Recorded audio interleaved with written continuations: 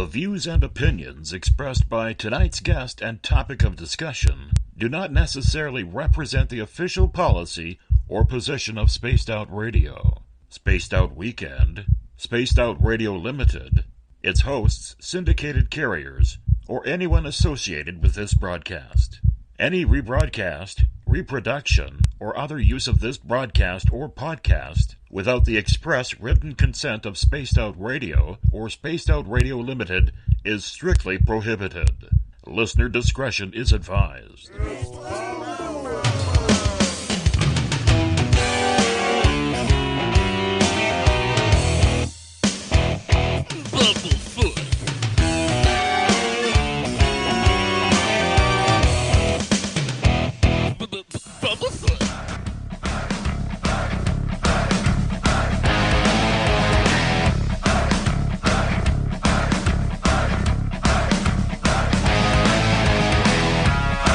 Are you experienced? Stop right there!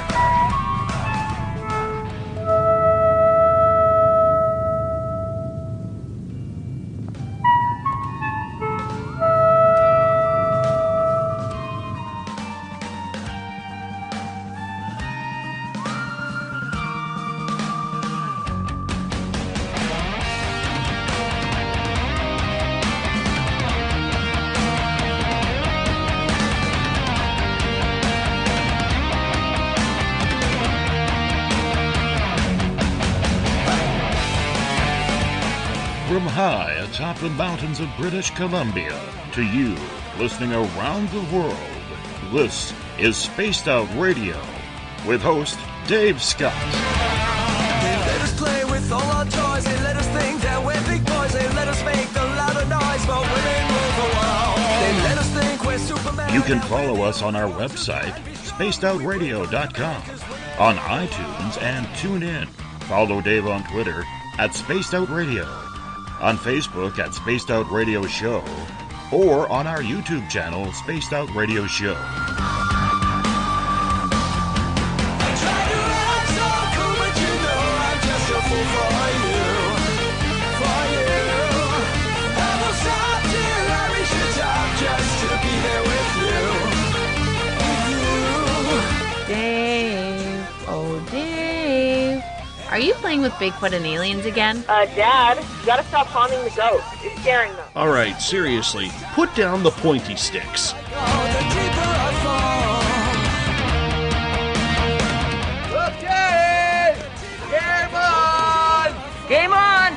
Game on!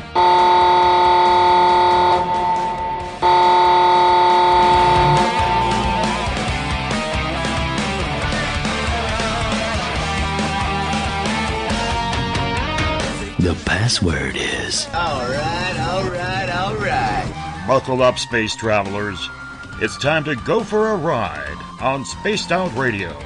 Mr. Bumblefoot, Dave is ready for liftoff. I try to act so cool, but you know I'm just a fool for you. Seriously, Dave? Really? Aren't you a little old for a tinfoil hat? Hello, Toby. Bye-bye. Nephew. Bye-bye. Yeah, just please take your seat about well. We're at the edge. It's clear for pickup.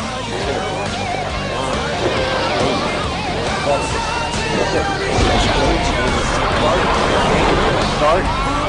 2, 1. Boost to ignition and lift off. I'm such a lucky guy, 'cause after all this time, it's like the deeper I go, the deeper I fall. The deeper I go, the deeper I fall. Good evening and welcome to Spaced Out Radio tonight. I am your host, Dave Scott. It's great to have you along for the ride on this Tuesday, June 6th.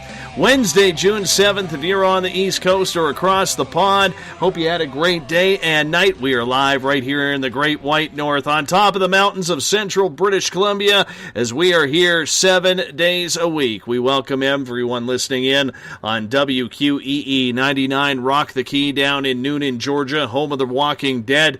We are also also live on the United Public Radio Network on 107.7 FM in New Orleans and over 160 countries around the world.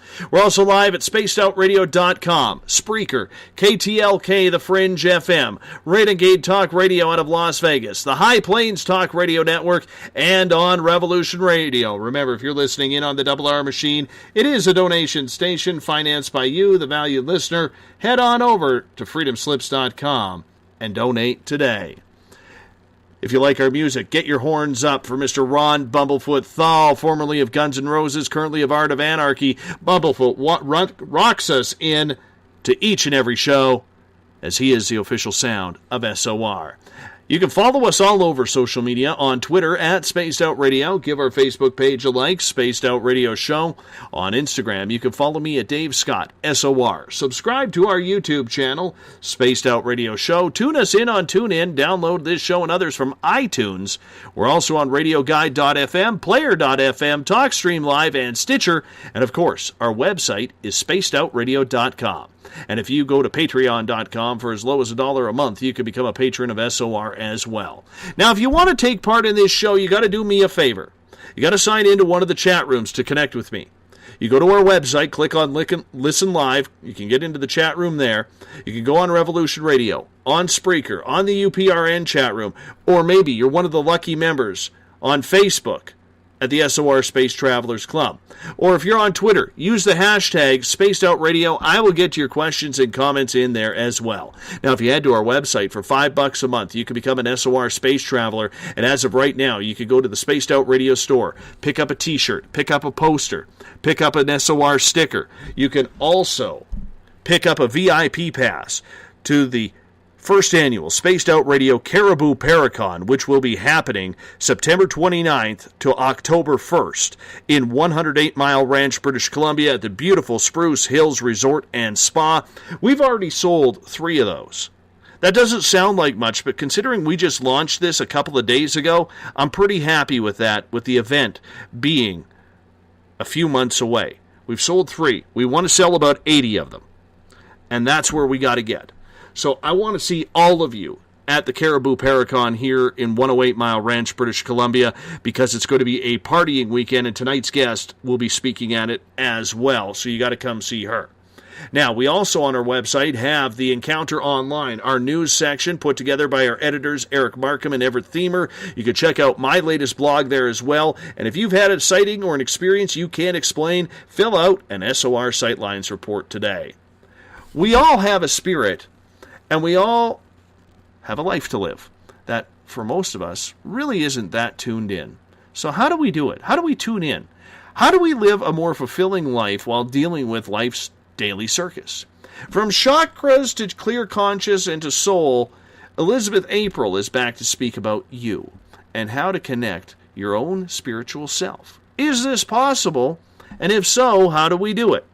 We're going to learn about that, as well as we are going to learn about the connecting energies of our past lives and how they tie into what karma has brought us forward to today. It's a night of Elizabeths, as Elizabeth April will be with us for the first 2 hours. Hour number 3, Elizabeth Anglin will join us from Spaced Out Weekend's Cosmic Passport. And we're going to talk about a funny subject she brought up this past weekend, about why she hates the paranormal. I think it's a blast. We're going to get into it tonight. Elizabeth April, welcome back to Spaced Out Radio. How are you? Thank you so much, Dave. Great to be back. And I've been pretty good recently, just kind of riding that cosmic euphoria wave that has been kind of reaching the planet. So it's been good. You know, last time you were on the air, I was actually at a Paracon in Provincetown, and you were on with James Tyson, who was filling in with me, and I apologize that I didn't get to hang out with you because you bring so much energy when you're on the show. This is your 3rd time on, and after that first time that you and I were actually on the air, I was so moved and so wowed. And I'm going to be honest with you, not a lot of spiritual people, Elizabeth, moved me, but you were one of them. And I knew at that point after the show, what the audience really doesn't know is after the show, you and I kept talking, and I was like, you have to be a monthly guest on this show. There just is no choice in that. And you're like, yeah, that sounds about right. Let's do it. And that's how we're here today. Yeah, absolutely. It just kind of worked out. I mean, vibe attracts vibe, right? And here we are. Absolutely. So what have you been up to? Oh, so many things. Just really starting to spread the message as much as possible. So I have a really big speaking engagement coming up at the end of this month, and it's the Alien Cosmic Expo in Toronto. So I'll be a panelist at that, which is pretty much a panel for experiencers. So I'll be going up and explaining some of my experiences in my life, and just kind of making people more comfortable with the fact that it's okay to experience UFOs. It's okay to have a firsthand experience with, an extraterrestrial life form. We are, what I believe and what I've channeled is that we are all our own extraterrestrial life forms. So there is no separation between us and them. It is just all of us together. So I'll be a panelist at that, and then I'll be talking for about an hour on pretty much the awakening, the Mandela effect, and what we all need to know about the shifting consciousness and the shifting realities. And you actually touched upon this in the introduction, which is all about connecting to ourselves, right? How can we connect to this essential energy on this planet and in this universe? And by connecting to this essential energy, we are all connecting to ourselves internally. But before we are able to fully connect to the universe and the gifts that, we have to offer this planet, we need to let go of our energetic baggage. We need to let go of karma. And right now, what I find is that, for me in my own life, a lot of my friends, family members, and the majority of my clients are all going through extremely, I guess for lack of a better word, traumatic situations in their life because past life karma is coming to the surface and is essentially forcing them to deal with the stuff that they haven't dealt with up until this point. So right now, I really see the divide happening within society. People are either rising to the peak of their potential or they're falling further and further asleep. And it all comes down to what decision you will make about the present moment and where you want to move forward for the future. So I really do see that, there's this crazy divide happening, and I'm so happy that we can get into some of this information because guaranteed some of the people listening are also going through this really weird energy, time, reality divide, this shift that's happening, this awakening. And it can be very tumultuous and very painful for some people, emotionally and physically. Mm-hmm. Yep. I'm glad I don't suffer from things like that. It's just my depression and anxiety that I have to beat every now and again out of me. And, I got to admit, it's a touchy subject with me right now because I have been dealing with a lot of my depression and anxiety the last couple of weeks. Mm-hmm. But you know what? That's something that every so often flares up. And we're going to get into that a little bit more. Not about me, but just in regards to how everything kind of circulates around each other. But while you're at the Alien Cosmic Expo coming up, you have to do me a favor. Mm-hmm. You have to find Ryan Stacy. Okay? Because he's getting a package of Spaced Out Radio stickers. So you have to grab yourself a sticker, and I'll make sure there's something else in there for you. Oh, awesome. Okay, I will check that out. I will track down Ryan Stacy. Absolutely. And actually, Ryan surprised me today. He's making a bunch of DVDs that he will be selling there, and on his DVDs, he has actually put the Spaced Out Radio Alien Head logo, the Carl logo, on the CDs. So that is really cool. But I'm more excited right now to let everybody know you are actually going to be traveling west to right here in central British Columbia to be a speaker at the first annual Spaced Out Radio Caribou Paracon, September 29th to October 1st. Yeah, I'm so excited.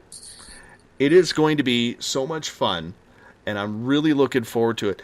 Are you going to give us a tip? I know it's months away, but give us a little tip of what you would be speaking on out here.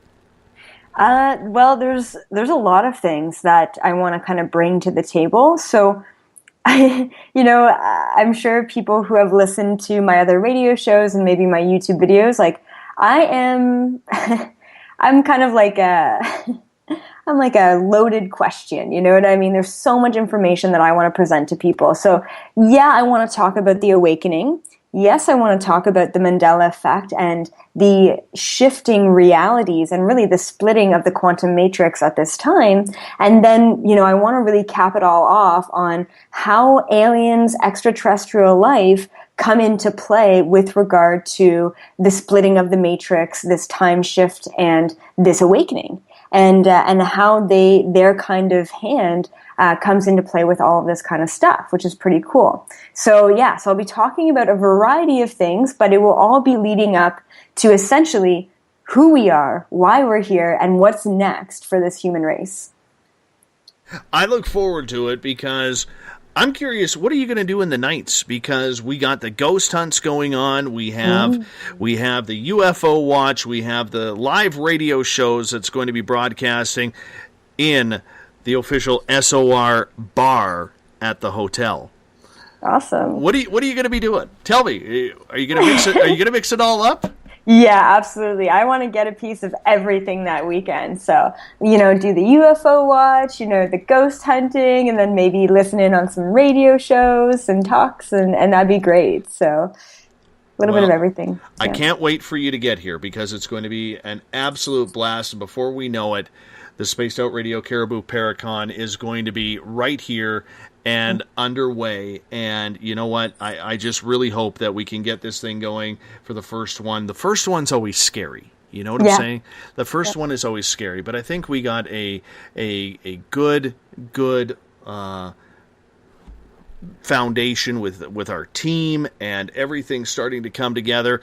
So it's starting. And there's no turning back now because tickets, VIP passes have already been sold. Ron Moniak got 2 today. Yes, Ron from Saskatchewan is driving out with his wife, so it's going to be a blast. So let's now focus on a little bit of you, because every now and again, usually every day, we have some brand new listeners. How did you come into your abilities? Yeah, so, I was born with the abilities that I have, and it's been, the process throughout my short life to kind of fine-tune those abilities. I am only 24 at this point in time, but I am quite an old soul. So, through a series of many different kind of triggers, you could call them, have really helped me awaken to who I really am. So, yes, I was born with the abilities to see energies, spirits, spirit guides, vibrations, chakras, all of that great stuff. But then I started having a very clear recollection and flashback of past lifetimes on this planet after a past life regression that was done on me at the age of 16. And then moving forward, at the age of 18, I had my first ever conscious abduction, although I have been abducted before when I was younger. And after the conscious abduction, once again, I had this huge awakening moment where I started having all of these flashbacks of myself as an alien or an extraterrestrial on one of these spaceships. And so then not only did I start realizing myself as this old soul who has been on this planet for many, many lifetimes, but I really started realizing that who I am right now in this present moment is not just who I see in the mirror. It's actually so much deeper than that. And it goes so far back, it goes off of this planet. And that's really who I am, and that's really where I come from.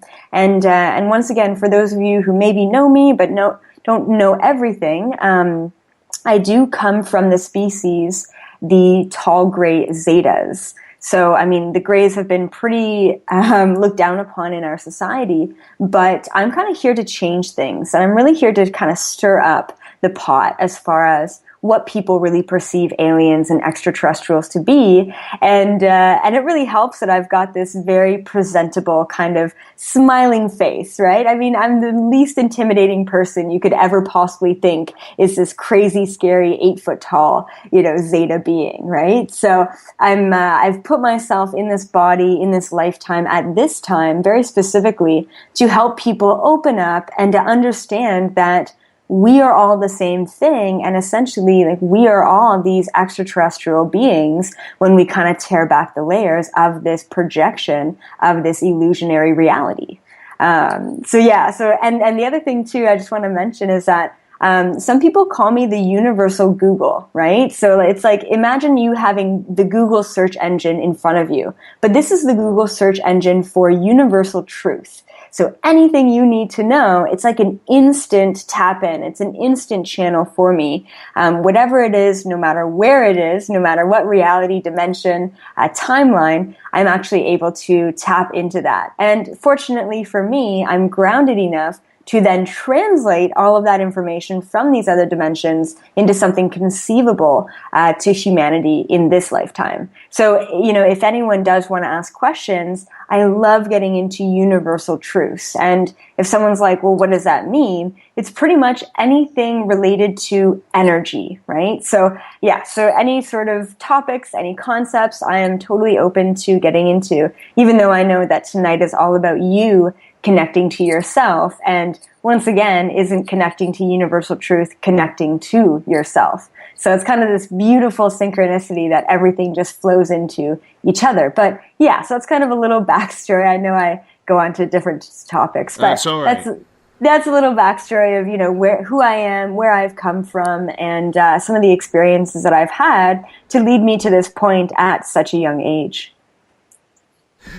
You mentioned old soul. You're an old soul. There's a lot of people who believe they're an old soul. I look at my daughter, and from the time I met her, when she was born at 5 pounds, 13 ounces, and she knew she had me wrapped around her finger the moment she came out via emergency C-section. You just looked at her, and she just seemed different. She didn't seem new. She seemed, even though I'm looking at a brand new, small, tiny baby, she just seemed old. Is that the best way to describe what it means to pick up on somebody who's an old soul? Yeah, absolutely. I mean, there's a couple of things that you can think about or look at when thinking about an old soul, but it's really just the wisdom beyond the years, right? So regardless of age, that person has a wisdom, a depth to them, and it was very intuitive of you to pick up on that right when she was born. But usually when the child starts to really talk and walk and develop, that's when you start to really tell that, wow, this child is something a lot more, than I originally thought, than just this child in front of me. And the other thing too is, children who don't really understand this society or get along with the school system. I find a lot of children who are hyperactive. So ADHD children are actually just hyper aware. So their minds process things at an exponential rate. And I call them old souls. They have wisdom beyond their years. And unfortunately, this society is very traditional and can't keep up with these children. So it's kind of unfortunate, but I do see a lot of alternative schools popping up, which is so beautiful because they are supporting and helping to support these children who need it the most. So we're going to rattle off some questions early tonight because, well, they're already piling up, and I know I'm going to get way behind. Yeah. This one comes from Catherine. She's saying, why do I only operate on 3 hours of sleep? Am I just charged that way? It's been that way since I was itty-bitty. Okay, interesting, yes.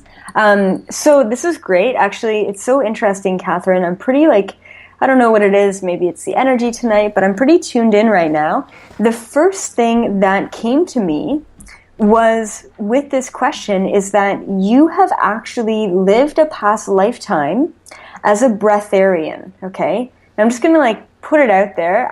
I don't know if you know this term, but pretty much what it is someone who lives and breathes off of their breath and off of the nutrients in the sun and what they receive from pretty much the outdoors. So this person, breatharians, they don't eat anything, and they very, very rarely drink water even. And most of their lives are spent in meditation. And also in this lifestyle, it is very common for these people to not need any sort of sleep. So they work on a very limited amount of sleep because they are receiving everything they need all the time. And they're constantly in this state of meditation.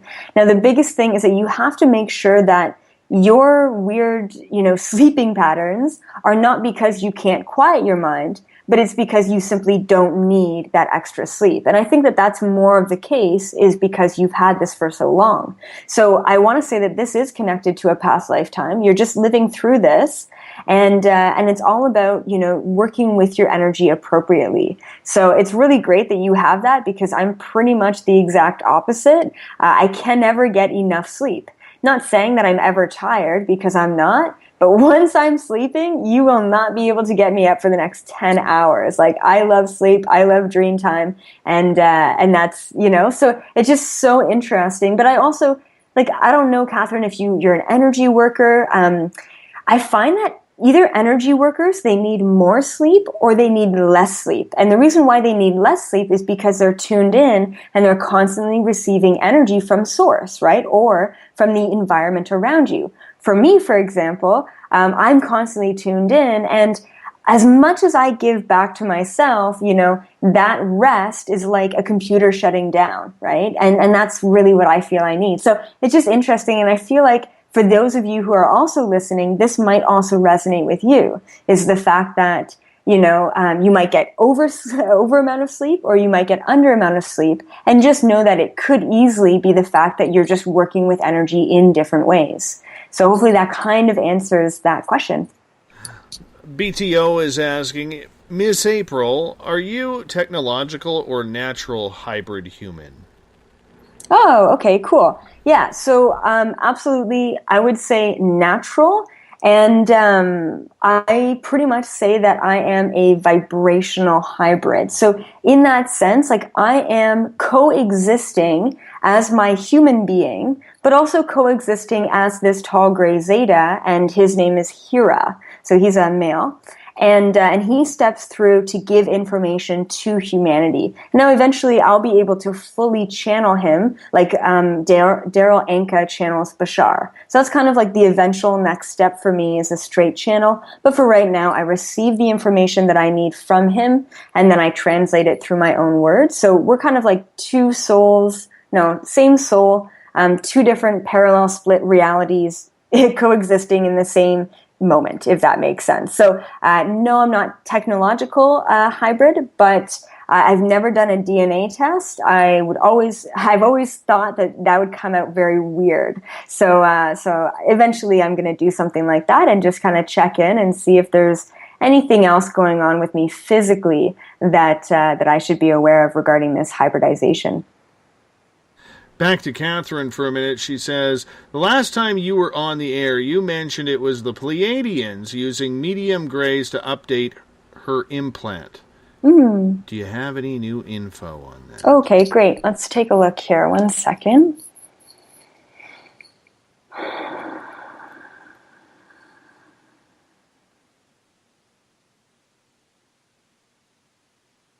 Okay. So they are pretty much just validating that it's still going on, this updating process. You're still releasing some stuff. You're still purging some stuff, Catherine. It definitely seems like this summer, and I want to say I mentioned this before, but I don't remember what I channel. This summer is going to be the summer of opening yourself up and experiencing. And that's the word that really comes up with you, is experiencing. The other thing too is, I don't know if you've been having any sort of weird neck or shoulder pains, because I do see that there is an implant or a chip in the back of your neck, at the lower back of your neck, and the upgrade is causing some, I don't want to say resistance, but it might be causing either headaches or pains or pressures or weird, aches and pains, or maybe so just be aware of the symptoms of that as well. Once again, you're not getting sick, you're just being upgraded. And sometimes this has a lot to do with release. And sometimes that release can be painful or emotionally all over the place. So just kind of be aware of the symptoms. As of right now, I don't see a lot of big changes, but that's okay, because you're shifting your energy so rapidly that you're really opening up your third eye and your crown chakra energies. So you will be experiencing a lot more than usual coming up this summer. We're bouncing around a little bit. BTO has a follow-up question when you were saying about your split soul. So Hira is an aspect of you, hence your soul? Yes, absolutely, absolutely. So Hira, I would say, is a higher version of myself. And when he was around, he was actually the ambassador for his species, or my species, which would be the tall grays. And so in that way, he had a lot of abilities that, yes, tall grays had, but he had like the extra clearance, you could say, to get into further information for this humanity. And the only reason why he existed, or I existed in that lifetime, is to help out humans on this planet at this time of awakening. So it's kind of cool that, like, you know, everything, my whole existence has really led up to this lifetime and disseminating this information that I have from Hira and this higher vibrational intel. Let's go over to Craig's question. April, do you consider that you're preparing your consciousness to allow a full singularity between two consciousness? Okay, yes and no, because yes, in the fact that I am preparing my body, my physical body, my spiritual body, for this harmony of two energies, two different vibrations. But I would say no in the fact that they are two separate consciousness. So once again, yes, I'm preparing for this harmony to really happen so that I can speak as one voice. But no, they are not two separate consciousness or two separate energies. They are simply two different aspects of myself in two different timelines. Mm-hmm. Joe is afraid to ask about himself. Okay, yeah, is that what he said? Yeah, but okay. But he has really nice hair, so we're trying to get him up to Paracon here from California, so that way he can show off his nice mane. He'll give you a run for the money. I'm not going to lie. Okay, cool. All right, let's go over to the Revolution Radio chat room. Sungazer is asking, Elizabeth, could you describe the spaceship you were talking about? Ooh, yes, I can. Absolutely. Okay. So this spaceship is a mothership, right? So you've got the tiny spaceships that are kind of like the single individual mission spaceships, and those are the ones that are typically most sighted. They're usually quite tiny, even though they're big in our standards. But this mothership is huge. Like, I can't explain how big this thing is. And it's actually just outside of Earth's atmosphere. And this is one of the places that I love to astro travel the most, is just outside of Earth's atmosphere. And so this big mothership is sitting out there. It's still currently sitting there. So it was there in the time when I was, a tall gray Zeta. It's still there now. And this mothership has anything and everything you could possibly imagine. So not only is it pretty much run by the grays, but it is also an accumulation of many other species as well on and off this planet. It is the hub of the awakening. This is the center, mission control for the awakening on this planet. So the Galactic Federation of Light, which is pretty much like the UN, but for this galaxy, usually tends to meet inside this mothership. So it's huge, it's metal, and on the inside it's pretty like sparse or barren, but it's got a lot of activity going on. So of course it's got a lot of beings on the ship. There's little tiny dorm rooms, you could call it.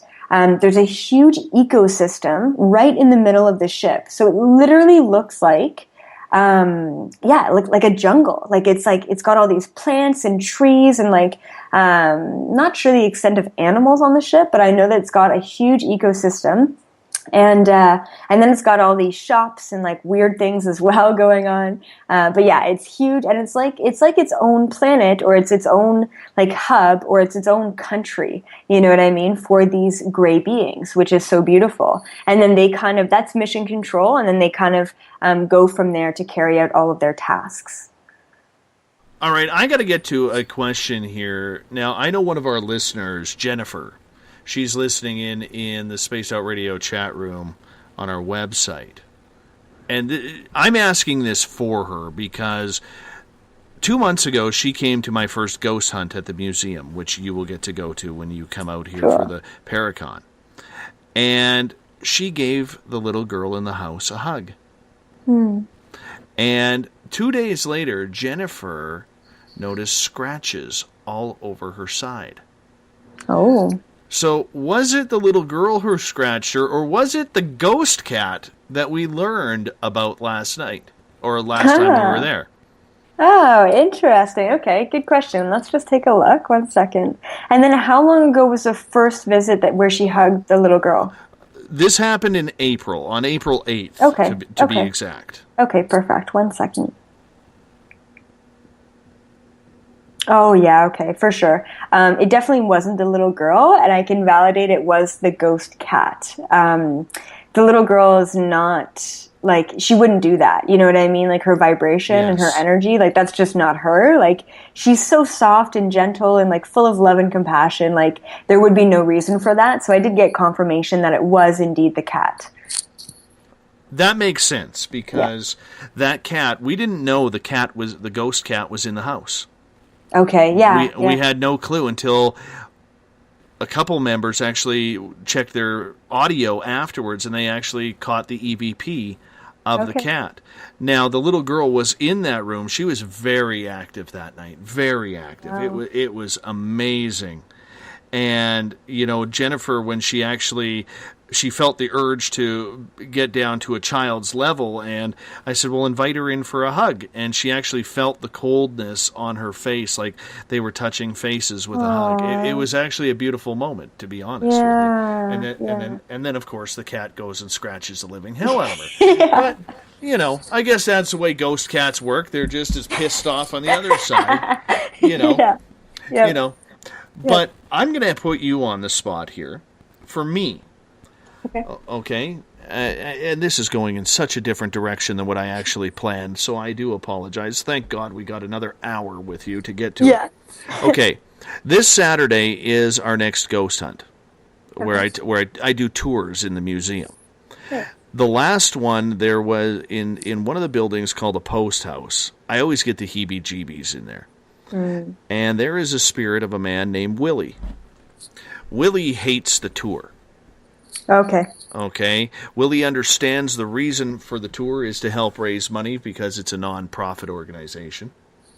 And Willie actually tried to have me attacked by investing himself in one of the ghost hunters that was with us on the night previous.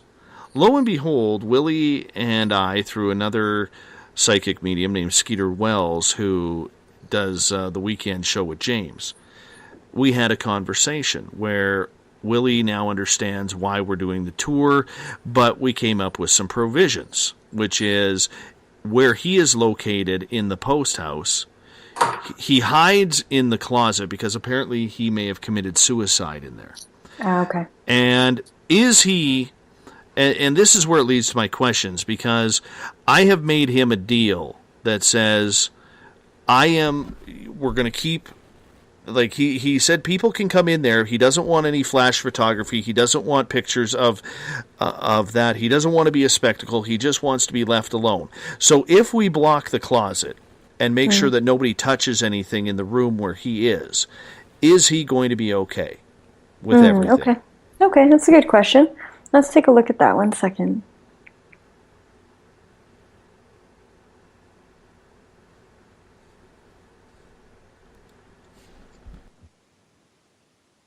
Okay, yeah, so it seems like he will be fine with that.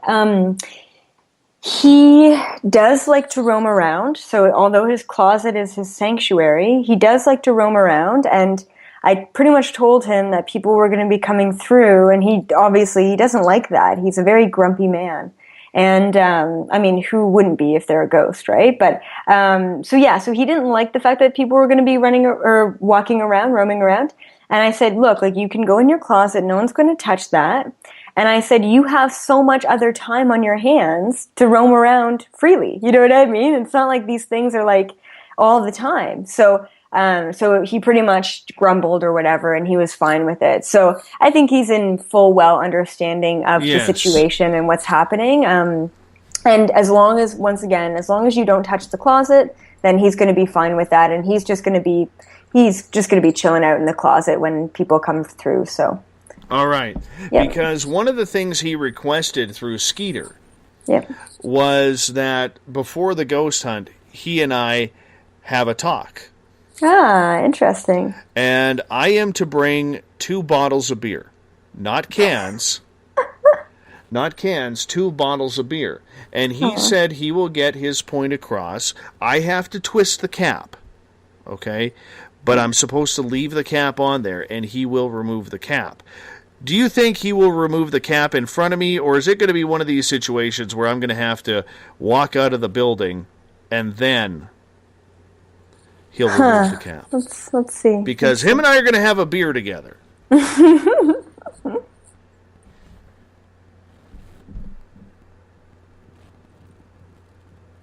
Okay. Yeah, it seems like it looks like it's going to be right in front of you, to be honest. And the other thing too is, like, I don't know if you have like a translator there or you have a medium going with you, but I'm getting a good suggestion that would be a good idea, just to kind of open up the lines of communication as well and have like a kind of a free flow communication with him. So maybe having someone there that's a little bit more intuitive that can tap into his energy and can just, while you two are having a beer together, see if there's anything else that he wants to mention to you. Well, what are you doing Saturday night around 10 p.m. Eastern? What is 10 p.m.? Oh, Eastern. Okay. Yeah, I mean... Oh, this Saturday I've got a retreat, actually. Well, of course you do. Of course. Yeah. I'm just looking forward to going in there, to be honest, and just having a chat with him. That's so nice. I'm not even, to be honest with you. I'm just I'm nervous about it. I know I shouldn't be, but I'm nervous about it. I really am, because what makes you nervous? Well, because he got into the body of a ghost hunter to try and sucker punch me. So I'm really hoping that he's not playing me here to invade my personal space and make me do something silly, right? Like, I'm trying to make peace here. I'm trying to be the good guy here. Yeah. Honestly, all I can say to that is I do feel like his intentions are pure. But I also will put up like a word of warning and say the best thing that you can do is protect yourself. Yes. Right? So I suggest just like some good old psychic protection, put up some white light protection around you, and just know that for the highest good of all involved, nothing can step through you. And what I tend to find is ghosts can only really step through lower vibrational people, right? It's actually next to impossible for a ghost that's really in between dimensions to affect and step through a physical human being, unless that human being has a lower vibration to match that of that dimension that the ghost is in, if that makes sense. So honestly, I don't think that that's going to be a problem for you, just because your vibration isn't vulnerable, let's just say. But, a good old white light protection can never hurt as well. All right. That's what I'm going to do. Cool. That's what I'm going to do. Keep me updated. I will. Lisa is asking, I have a tiny little bump at the base of my head, right at the beginning of my neck on each side. I think that's my occipital bone, and I used to pick at them and decided I better not anymore because this was such a long time ago. They are still there, but since then I also have a little bump inside my left eyebrow that didn't used to be there, and it bugs me. I'm supposed to ask you what's going on. Okay, good. And then what's her first name? Lisa. Lisa, perfect. 1 second.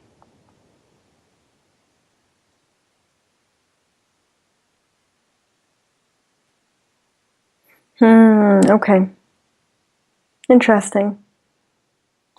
Okay, so a couple of things here, Lisa. First thing is, all I'm hearing is release, release, release, and what I'm also hearing is build up, okay? So the fact that you haven't been releasing certain energies, it's been building up, and now it's actually being manifested through these little bumps. And so a couple of things. So first of all, the throat chakra has been compromised in your life. You're not saying something, you're not speaking up, you're not empowering yourself, you're not communicating something to someone, or you're not communicating something to yourself, okay? Now, I do want to say that this feels like an old habit pattern of yours, which is the throat chakra and not releasing that communication, but you do need to start empowering yourself by speaking up more often. So just being aware of that. Now, Did you say, Dave, were you talking about the left? Was it the left eyebrow? Well, left let me look here. Let me scroll up a second here. It is left eyebrow. Yeah, yes. perfect. Okay, great. So there is also a difference between the right and the left side of your physical body. The right side is the masculine, and the left side is the feminine. Now, what it also tells me is now you have another one on your left eye, right, or your left eyebrow. And what this means is that there's something that you're not seeing. There's something that you're not putting action behind within your feminine energy, okay? So what I'm really hearing here is that you're not speaking up regarding who you are and what you want. You're not empowering yourself within that femininity, and these things are coming up to release. Now, as far as a solution to this, because I don't like just giving information, it's all about a solution. So I asked your guides how you can resolve this. They pretty much said to write a letter to all of the people in your life who you should have said something to, but you didn't. And I'm not talking about the little things. I'm talking about big things, big traumatic moments in your life. So write out that letter, say what you need to say, release that letter by burning it, and that's going to really help you bring back that communication, bring back that empowerment. And then the other thing that your guide specifically brought up is more of like a physical cure, I guess. And it would be apple cider vinegar. Like, that's right. That's what they're talking about. They're saying even just like a tablespoon of apple cider vinegar a day, and maybe even taking like a hot cloth and putting apple cider vinegar on it and then putting it on these little bumps is going to really help resolve it. But before you resolve it physically, you need to resolve this energy non-physically. And if you are interested, Lisa, in getting into this a little bit more, that's when I suggest going onto my website, elizabethapril.com, and booking a full one-on-one session with me. So just kind of being aware of that information, and that should actually really clear things up. And I do see things clearing up before September. Right. Let's get to Beyond the Omniverse. Is one's traveling cosmic spirit an aspect of one's universal soul? Okay, hold on. Can you just say that again? Is one's traveling cosmic spirit an aspect of one's universal soul? Oh, absolutely, 110%. I mean, even the way that question was worded is like you already knew the answer of it, right? That is, our traveling cosmic soul is a part of us. We are a part of the universe. Everything is a part of universal source. It is just all one and the same. So, I mean, it's a great question because you're bringing a lot of awareness to people who maybe thought that they were separate things. Yeah, so our traveling cosmic soul is a part of this cosmic crazy universe that we all live in. All right. Let's move on here because we're going to get this back on topic. This isn't supposed to be a reading show, and I just kind of let it go. I did. Yeah. I just kind of let it go. But that's okay. I like Lisa. I do. Yeah, it's fun. We did it. Yes, we did it for Lisa. We're gonna give Lisa credit tonight, so hopefully she gets a big mission. All right. I'll ask one more from Jennifer. Okay, and I'm going to ask this because Jennifer takes part of my ghost hunts. And Jennifer, you better be at the ghost hunt on Saturday night. That's all I'm saying. Bring your hubby down. Don't bring the kids. But bring your hubby down. Bring your friends down because let's see if you get any weird stuff happening around you again. But she is asking, I would love to know my spirit guide's name and gender. Okay, cool. Awesome. And this is Jennifer? Yes. Okay, perfect. Now, first of all, I want to say, Jennifer, that you have multiple. Actually, everyone has multiple spirit guides. I tend to find that people have, on average, about 10 spirit guides. Some people have a little bit less. Some people have a little bit more. There's no, better or worse. So I'm going to ask for the most significant spirit guide to you in this moment and see who steps forward. So 1 second. Interesting.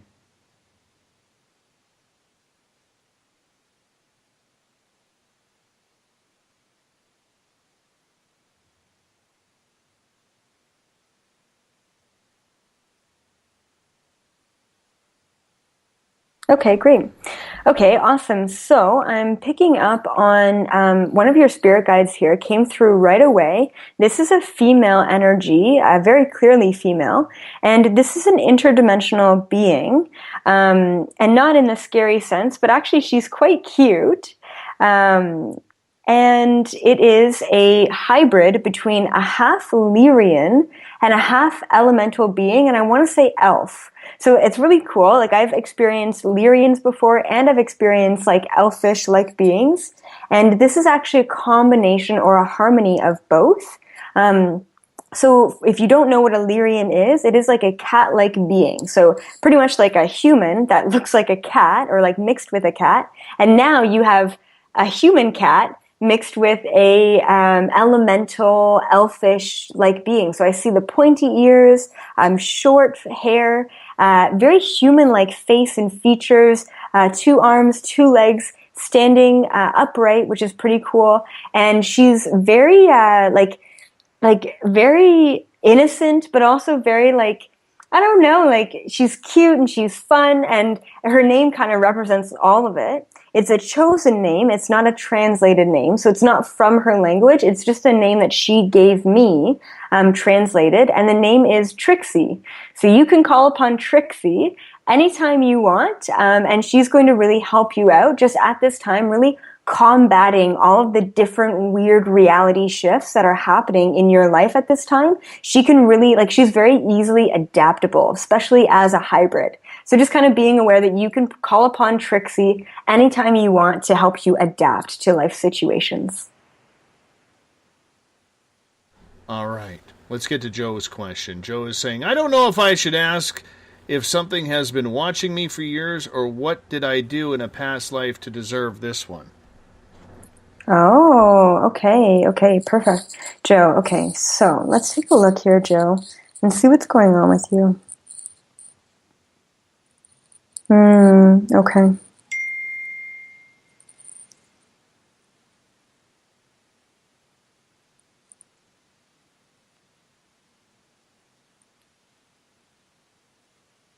Interesting.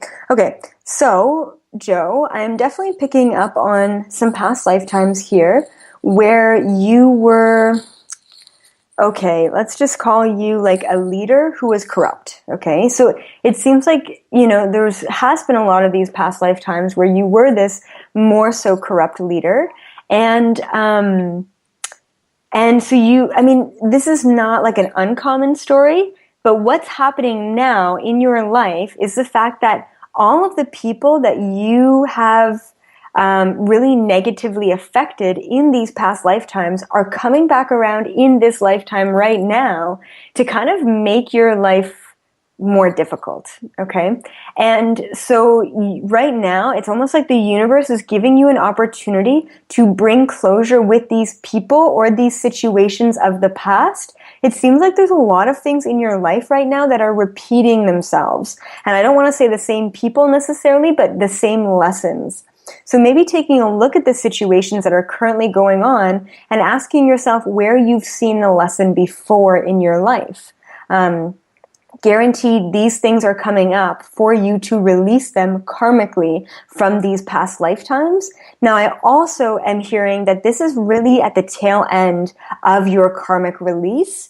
I want to say by September 2017, so just a couple months away, you are going to be fully releasing and have released all of your karmic energy from the past. It's only getting worse right now because you have a lot of learning that you need to do as well. And actually, just as I said the word learning, the first word that came to mind that your guides gave me was pride. Okay, so there might be some sort of pride issue that you have, or maybe you're projecting someone that you're not and you're not being as authentic as you need to be at this time. So just kind of checking in with yourself and seeing where you're coming from and how you're affecting the people around you, because, you know, it's just important to be aware of all angles. So yes, absolutely, past lifetimes are affecting you. And once again, if you do want to go into this further, I can help you release those past life karmic connections through a full one-on-one session. And usually that requires going into that lifetime, seeing what happened, who it was with, and how we can totally release those in the present moment. Okay? So just know that help is out there for you if you are looking for it. We got about 90 seconds before we got to take a break. Joe is not convinced that he's an experiencer. I know this because I've talked to him before. Yep. And he did my little coin trick, and the coins moved. Oh. Mm-hmm. Okay, so let's take a look here. Let's see here, Joe, if you're an experiencer. Huh, yeah, okay. Yeah, he gets taken. Oh. Okay, so you, Joe, actually have a lot of interdimensional connections, but your guides are really being coy with me as far as like who the connections are with and like how those connections are being made. But just know that yes, you have experienced things before. You haven't been fully consciously aware of it. That's totally okay. But yeah, so just starting to really open your mind about who you're connected to and really essentially who you really are in this lifetime. But you have to deal with the more physical human things before you take that next step. Excellent. And on that note, we're going to hop out for our first break of the night. Elizabeth April is our guest. Spiritual You is what we call this segment. It happens the first Tuesday of every month where Elizabeth will be with us for the first 2 hours of the show. Normally we don't do a lot of readings. This one kind of got a little out of hand. We're going to get back on topic. Karma, past lives, and much more with Elizabeth April right after this on the Mighty SOR. Coming September 29th to October 1st, the first annual Spaced Out Radio Caribou Paracon. Hi, this is Dave Scott. The event will be held at the Spruce Hills Spa and Resort in 108 Mile Ranch, British Columbia. Come join us for an amazing weekend of speakers talking all things paranormal, UFOs, ghosts, aliens, Sasquatch, intuitiveness. Listen to great speakers like Miriam Delicato, Samantha Mowat, and the crypto guru Ronald Murphy. Get your VIP passes by going to spacedoutradio.com and clicking on the Paracon banner. Come to BC, where the paranormal is waiting for you.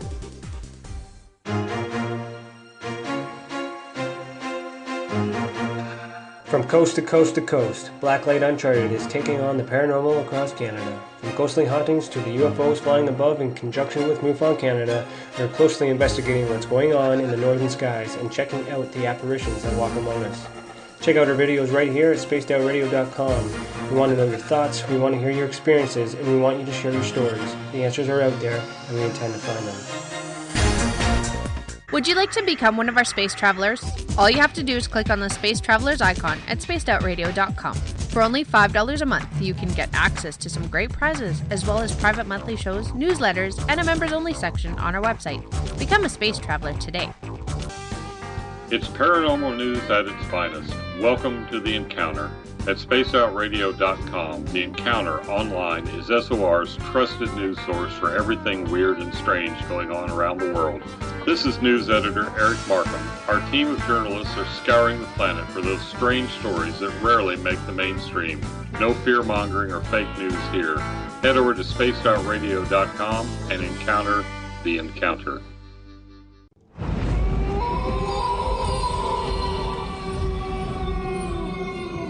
Hey, this is Canadian Paranormal Investigator Mike Moore.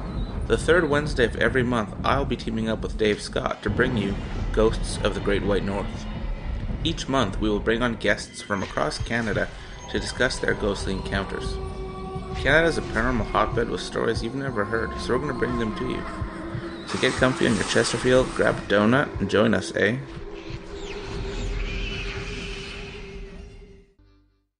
Have you had an experience you can't explain?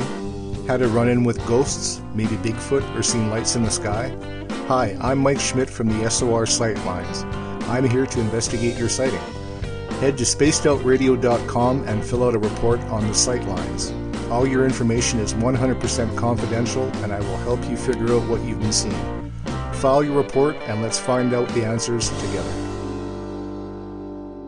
Visit purpleplates.com today. For over 40 years, the Purple Energy Plates have been delivering amazing results for their many customers. Inspired by the great genius Nikola Tesla, the harmony, healing, and energetic effects of the plates have proven over and over to be beneficial and often miraculous to thousands of customers. With their money-back guarantee and the many benefits, how can you afford not to get one?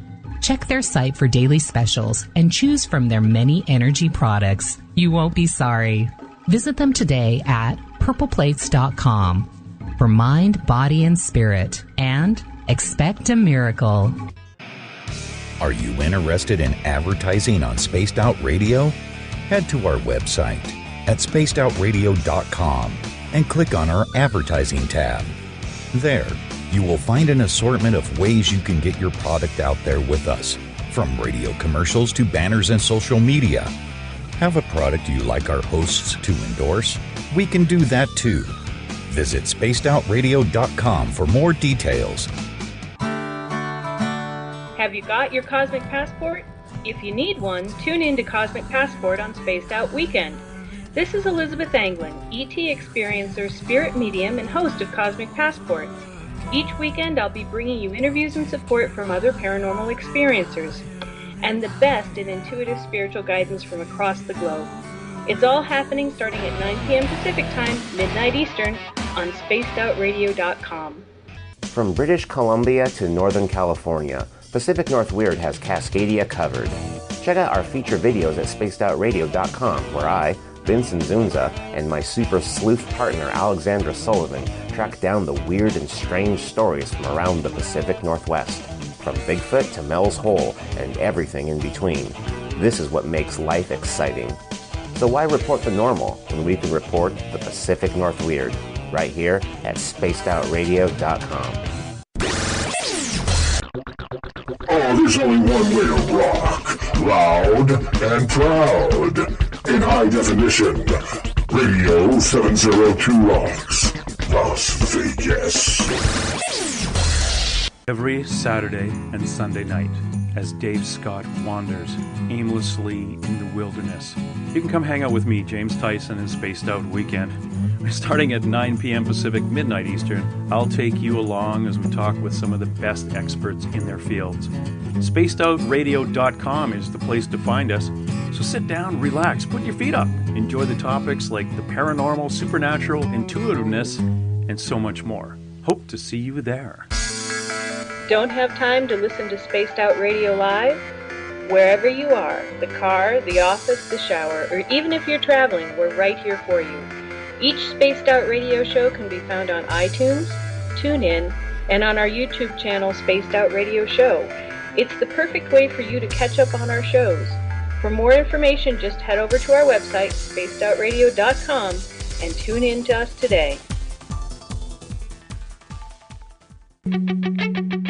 The views and opinions expressed by tonight's guest and topic of discussion do not necessarily represent the official policy or position of Spaced Out Radio, Spaced Out Weekend, Spaced Out Radio Limited, its hosts, syndicated carriers, or anyone associated with this broadcast. Would you like to connect with us? Head to spacedoutradio.com for all your latest show info. And hit us up on Twitter using the hashtag Spaced Out Radio. Now, back to Dave Scott and SOR. Welcome back to hour number 2 of Spaced Out Radio tonight. I am your host, Dave Scott.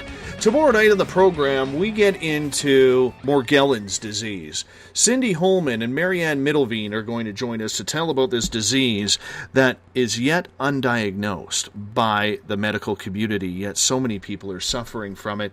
Tomorrow night, 9 p.m. Pacific, midnight Eastern Time at spacedoutradio.com. We want to welcome everyone listening in at WQEE 99 Rock the Key down in Noonan, Georgia, home of The Walking Dead. We are also live on the United Public Radio Network on 107.7 FM in New Orleans and over 160 countries around the world. Good to have you with us as well.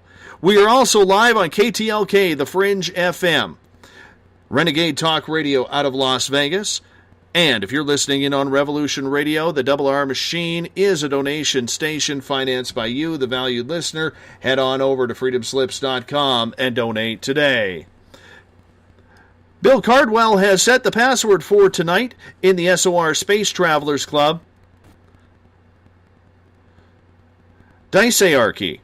Or is it Dicearchy? One of the two. Dicearchy is your password for tonight in the SOR Space Travelers Club. Bill sets a password each and every night right here on the mighty SOR. Now, if you want to follow us on social media, you can do so on Twitter at Spaced Out Radio. Use the hashtag Spaced Out Radio if you want to connect live with me during the show as well. Give our Facebook page a like, Spaced Out Radio Show. You can tune us in on TuneIn, download this show and others on iTunes. You can also visit our website, spacedoutradio.com, where we have a plethora of features for you, including joining the SOR Space Travelers Club for $5 a month. Read up on the Encounter online, our news section put together by Everett Thiemer and Eric Markham. And you can go to the Spaced Out Radio store, where right now you can pick up an SOR t-shirt, sticker, a poster. I will personally autograph it. Or maybe you're looking at coming to our first annual Spaced Out Radio Caribou Paracon, September 29th to October 1st. We'd love to have you. VIP tickets are on sale, 10% off until July 31st. Make sure you get your full access pass today. We want to see you at that event right here in the central heart of British Columbia. Elizabeth April is our guest tonight. She is a monthly contributor to this show, coming on the first Tuesday of every month. Elizabeth, welcome back. Thank you for having me. Absolutely. We really appreciate you coming back. I want to get into past lives here, because there's a lot of talk out there that maybe we're all connected and our soul continues to recycle and recycle and recycle, and there's always something that we have to learn from a previous path. What's your opinion on that? Yeah, so past lifetimes are pretty much the quintessential essence of why we're all here. Okay, so it is the very reason we are all manifested again and again and again. And this is actually the first concept that I ever played around with regarding spirituality, because it is so key. It's so important for all of us to really, truly understand. And what I understand from it is that whatever it is that we create or manifest, or there's a situation that comes along in our life that is unresolved, okay? So either you walk away, or there's a freak accident, or, you don't talk about something, it's creating karma. And sometimes you can create good karma, and sometimes you can create bad karma. So just knowing that karma is not necessarily good or bad all the time. It can be both. And, now, the whole awakening process that we're all going through at this time is the elevation of this energy, this vibrational frequency on this planet. And the beautiful thing about this vibrational frequency increase is the fact that it is allowing each and every one of us to release and let go of our karma. And there have been many other channelers who have mentioned this, that we are now moving into a karma-free existence. And in that way, we no longer are confined to this planet anymore. The only reason why we've come back here in lifetime after lifetime, seemingly learning the same lesson over and over and over again in different ways, is because of karma. We need to reconnect with the people that we damaged or that damaged us in past lifetimes, so that we can conclude whatever it is that happened that was unfinished, so that we can move forward and move on in life. And karma is so important at this time, because we are all attracting this negativity in our lives to purge all of the energetic baggage we've been hanging onto. Now, just know that you don't have to have these vivid flashbacks or remember these past lifetimes to have these past lifetimes. So just know that that's totally possible, and you're just not consciously aware of it. Each and every one of us has had multiple past lifetimes, if not infinite past lifetimes. But then again, what is the past when time is simultaneous? But that's another concept. So So this is what I'm talking about, is releasing the karma of these past lifetimes so that we are free and clear to move forward. But before we can release it, we need to attract it again in our lives, bring it up to the surface, and then we need to purge it or release it in our lives. So what I tend to find right now is that all of the relationships that people are getting into or attracting at this time are karma-filled relationships. So you feel a strong pull, you feel a strong connection, you feel a draw to this person in your life. And maybe it's a coworker, maybe it's a friend, maybe, it's a friend of a friend, whoever it may be. But you have this strong pull, and it's because you've known them before. It's because they've been in your life before. It's because you have karma with them. And what I tend to find with karmic relationships is that it happens really quickly, it's very powerful, it's very passionate, and then it tends to end just as quickly as it began. And once again, this is because we are now releasing the karmic hold on us at this time on the planet, so that we no longer need to attract old situations. So moving forward, we're all breaking our karma. We no longer are obligated to come back here because there would be no point, no reason to coming back here. And in that way, every single thing that we do, every decision we make, every step that we make in our lives is new. And that's why the awakening is new energy. No matter what you can do that is new, I suggest you do it, because you're no longer needing to work with this old energy anymore and to perpetuate these lessons that you haven't been able to learn. It's time to, take that step in the right direction, pull up your own socks, and really learn what you've been resisting to learn for a very long time. And that's why it's kind of rough on a lot of people right now, because we're all being forced to take a look at ourselves and to really examine the baggage or the unnecessary energy we all have in our lives. And essentially releasing that is releasing this past life karma. So past lifetimes is a huge concept. It's affecting each and every one of us, whether you believe it or not. It is ingrained within our vibrational frequency. All of our past lifetimes are actually a part of us and a part of our soul. And it's really a part of these Akashic records. So I can go into any one of your Akashic records and take a look and see what is blocking you from moving forward in the present moment. And this is really the only blocks that we're experiencing at this time is past life blocks. So it's so vital and so important that we go into them and we fully understand this concept. And then eventually we're not going to know and need to know and understand this concept because it's no longer going to be affecting our lives as it is currently. A lot of people say they can recall their past lives, but a lot of people have no inkling that it ever existed, that we're a one-and-done society when it comes to living, and, there's a lot of skepticism that goes along with that, and you can't blame people for that. Has everybody had a past life? Absolutely. So I've done a lot of past life regressions, and then I've even done more past life exploration with my current clients in order to update them and awaken them, essentially.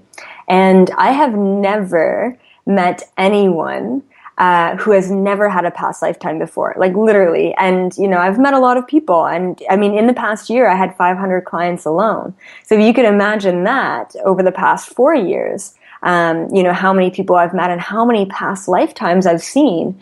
There's never been one person that has never lived before. You know what I mean? So, and then the other point that I want to make about this, my guides are just reminding me, is the fact that, I believe that right now on this planet, we are all older souls. And the reason being is because we're all experiencing this crazy ego death and this crazy karmic connection, disconnection, and we're all awakening exponentially. And in order to just awaken ourselves and deal with these deep-rooted issues, we need to be more aware, we need to be more wise, and we need to have that information under our belt from these past lifetimes. So I really do find that the majority of the people, no matter how you label them as awake or asleep, are older souls, and they are ready and prepared to deal with the energy coming at them, whether they are consciously aware of it or not.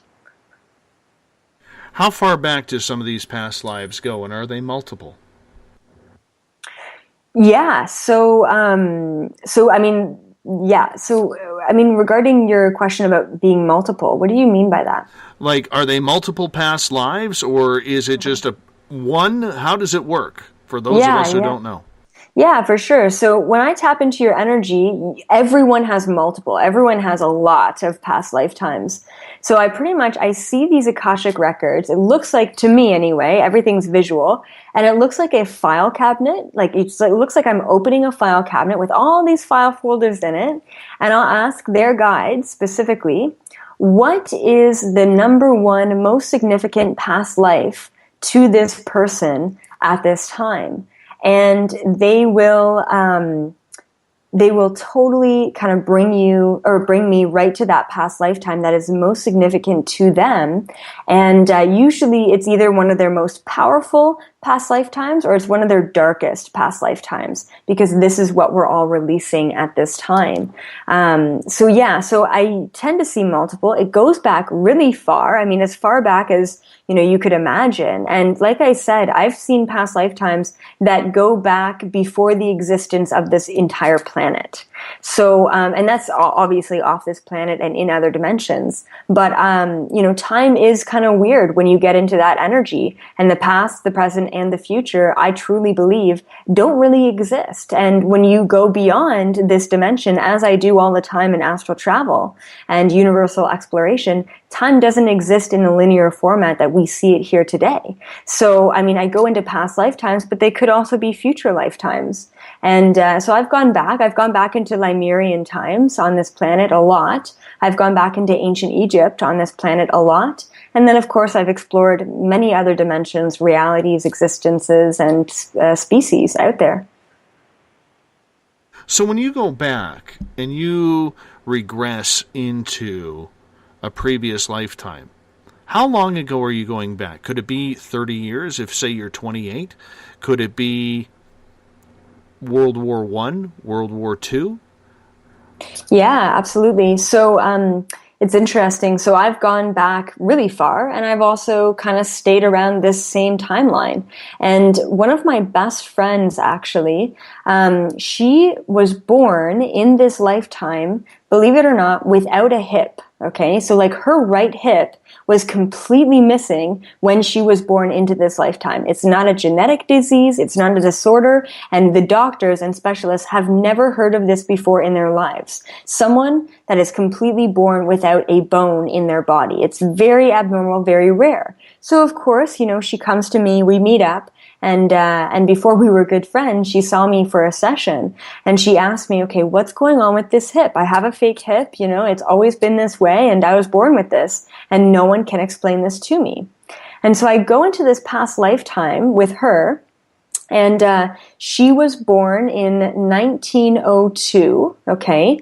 And so she was born in England in 1902, and her parents died in the Titanic in 1912, okay? So she was parentless. She had a younger brother. They went to go stay with their grandparents at the time, and her brother started to go into the military. So he was this military soldier, whatever. And being a good sister, she would bring him lunch every single day out on the battlefield where they would practice. And one day during this practice, her brother's gun ended up misfiring, and it shot out her hip. Believe it or not, he shot her, and it shot out and blew out her right hip. And she ended up surviving, luckily, in that lifetime. She got medical treatment for it, but she was bedridden for the rest of her life in that lifetime. Now, she died at the age of, I want to say 84, and that was in I don't even know, I think it was 1989, something like that she died. And don't quote me on the math here, but we worked it out, and so that's kind of where she died. She was born almost immediately after she ended up dying in that lifetime. It's very rare to see an instantaneous reincarnation. Usually you spend some time over on the other side. This was instantaneous, and because it was so instant, because she didn't learn her lesson and she had to come back and she had to complete her mission here, she was actually born without a hip. So just know that a lot of the physical ailments, a lot of the issues that you're having in your physical body actually come from past lifetimes. So it's really cool, really interesting. I mean, that's just one example, one lifetime that I've gone into.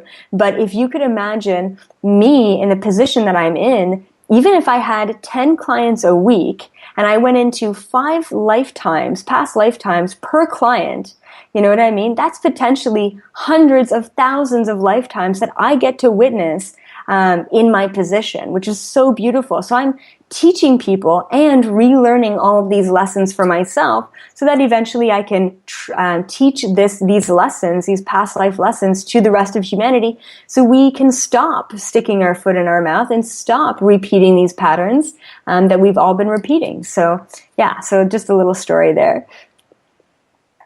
Couple questions coming at you here. This one from Gail. Gail is asking, Elizabeth, can this be the first time around for any of us? Oh, yes. I mean, it's absolutely possible that this is your first ever lifetime. I mean, of course, in the world of, infinite possibilities, yes, it's possible for this to be your very first lifetime. But what are we talking here? Are we talking very first human lifetime? Are we talking very first lifetime in existence? Because absolutely, it would be impossible for you to be human in your very, very first lifetime in existence, right? Usually we have to climb up the ladder of lower conscious life forms in order to gain access to an understanding of what consciousness is, and really being a sentient being, right? Being aware of the fact that you are alive, that you are existing. And before we get to this beautiful honor that we all have in being human, we actually have to live through the more mundane and lower life form existences before we get to being human. So will it be someone's very first lifetime in existence? No, absolutely not. I think that would be next to impossible if impossible didn't exist, but it doesn't. But it can be someone's first ever human lifetime. And I have met, now that I think about it, I have met a gentleman a couple years ago who had never been existing as a human before. He had only been higher forms of interdimensional beings. And this was his first human lifetime. And if you could imagine, he was kind of a weird guy. He didn't really know the social and physical and normal norms of being a human. So he was kind of wacky and weird. And it's kind of unfortunate because he was really condemned in this society for being different because he had no idea what human life was all about. So yes, it's possible. Yes, it's very rare. But, anything is possible out there. Aussie Steve is asking, so what is the point of having past lives, and what can we learn from them? Okay, great. So the point of having past lifetimes is to pretty much learn what we need to learn at this time on this planet. So this is actually a really great question. If you think about every dimension, now for me, just to make it easy, let's just say there's 12 dimensions in this universe, okay? 1 to 12. We are currently existing on the 3rd dimension or the 3rd density or 3rd vibrational frequency. We are all awakening, ascending to the 5th vibrational frequency. Okay, now leaving that aside, say there's 12 dimensions in this universe.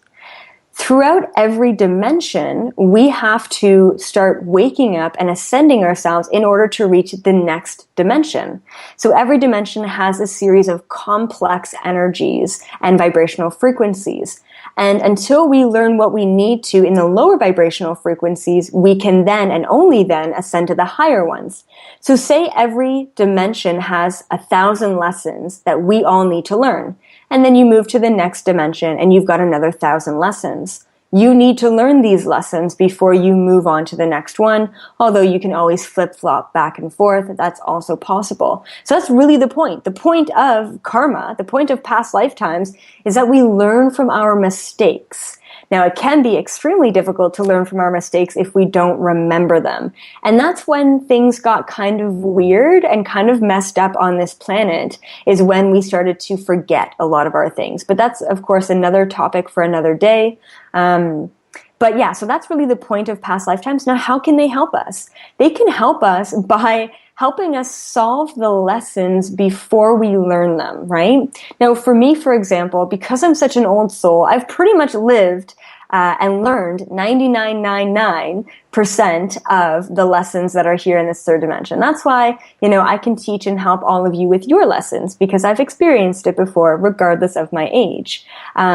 So when we are aware, consciously aware of these past lifetimes and the lessons that we're learning, it makes it so much easier to learn these lessons from these past lifetimes. And that's my mission. That's my job here, is to help you in bringing awareness to where you've been, who you've been before, what you've been learning before, so that you no longer need to repeat it and you no longer need to continue to, repeat this lesson over and over again.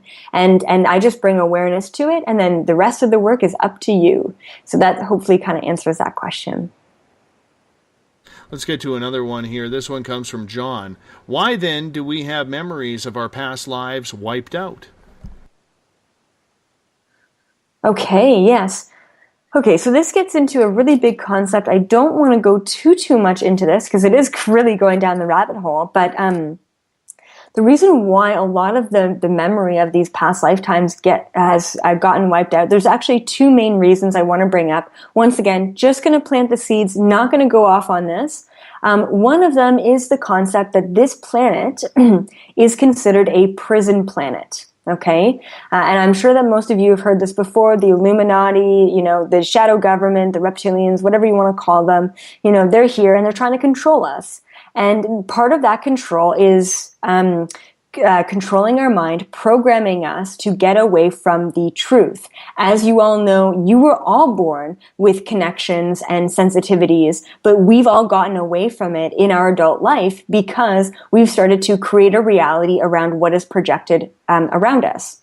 So that's one aspect, is that we're a prison planet and we're actually being controlled. Therefore, our memories of the past are being taken away from us. Now, the other aspect of this, which is more so the physical aspect, the physics aspect of this, is the fact that this planet doesn't actually revolve around the sun, okay? And yes, it does, but hear me out. This entire solar system that we are currently existing in revolves around the universe. That's right. Everything is constantly expanding and everything is constantly moving. And in that sense, we are all constantly moving to and from the center of the universe. Now, why is this important? It's important because the center of the universe is the essence of source energy. Now, you could call source energy God. I call it source. I think the word God is very tainted, and I actually have a big aversion to that word. That's okay. Story for another day. But the closer and closer this planet gets to the center of the universe, the faster and faster we start waking up to our truth. The center of the universe is source energy. We are a part of source energy. We are the center of the universe. Therefore, moving closer and closer to the center of the universe is essentially moving closer and closer to ourselves. Therefore, the waking up process. This is actually what I'm going to be talking about at the Paranormal Con. And so now what has happened is that in ancient Lemurian and ancient Atlantean times, we were extremely close to the center of the universe. We had technology, we had math, we had quantum physics, we had sacred geometry, we had telepathy, we had spiritual abilities in ancient Lemuria and ancient Atlantis. What ended up happening? Yes, we kind of destroyed ourselves, but that's another story for another day. But eventually, this planet ended up getting slowly but surely further and further away from the center of the universe, thus falling its people further and further asleep. And now we're on the rotation back around. Now we are gaining access back to the center of the universe. So it's just this giant cycle that we are all on, and some of you may know this cycle as the Mayan calendar cycle. And this is the same thing, just described in different ways. So that's why past lifetimes are so important, and that is why we've actually forgotten everything, is because we have been asleep. Our planet has been further away from the center of the universe. Now we're all waking up, coming to these profound realizations, and it's a beautiful time to be in existence. What about people who remember their past lives? and they've reincarnated. We've seen so many stories where children can absolutely pick out buildings that they've never seen before or places. There was a story a few years ago out of India where they are very spiritual and believe in reincarnation, where a young boy actually picked out his killer from his previous life, and that person was so freaked out they admitted to it. Wow. How come some people can remember their next reincarnation? So I will say that, I mean, the younger people of this generation are more in tune, okay, with past lifetimes, because typically right now older souls are being born on this planet to increase and raise the vibration of the planet. But the other thing too is now that the planet has an increased vibrational frequency, these older souls can actually be here now. And before, the vibration was not in support of these older souls. So that's one aspect of it. And then the other aspect is, you know, we're all starting to remember our past lifetimes because the veil of this matrix, of this illusion, is being lifted at this time. So once again, the veil is being lifted. We are all waking up and remembering these past lifetimes. Now, regardless of your age, regardless if you were born with the insight of these past lifetimes or not, all of us are starting to wake up to these past lifetimes. And if you haven't already explored it, it is so essential that you do. And you can come to someone like me if you resonate with me, or you can explore this on your own free time and your own energy as well. So being aware of the options there, and just knowing that with the little boy, the example in India, that needed to be resolved, and that was most likely a very, very recent past lifetime of his. And that's why it was so much clearer for him than, say, another lifetime that was centuries and generations ago. So the ones that are more recent are definitely more rare, but they're actually more clear as well. And that's kind of why people are kind of waking up to this as well. Couple questions. Ron is asking, are animals always animals? Do they reincarnate with us, or do they forgive us if we put them down? Okay, yeah. So huge confirmation here. Pretty much every single animal you have in your life is connected to a past lifetime, okay? So I just want to make that extremely clear, and without a doubt, that is the case. So, like, it's everything about this existence is synchronistic. Everything is intuitive, whether we decide to be aware of that intuition or not.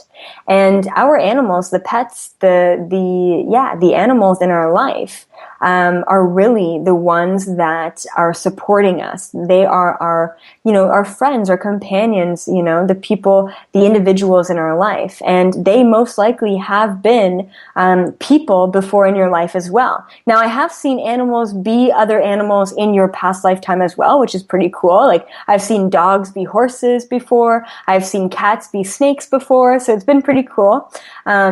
But yeah, so they have been manifested in past lifetimes. And really, the point of an animal or a human wanting to be an animal in this life is just taking it easy. I just want to be taken care of.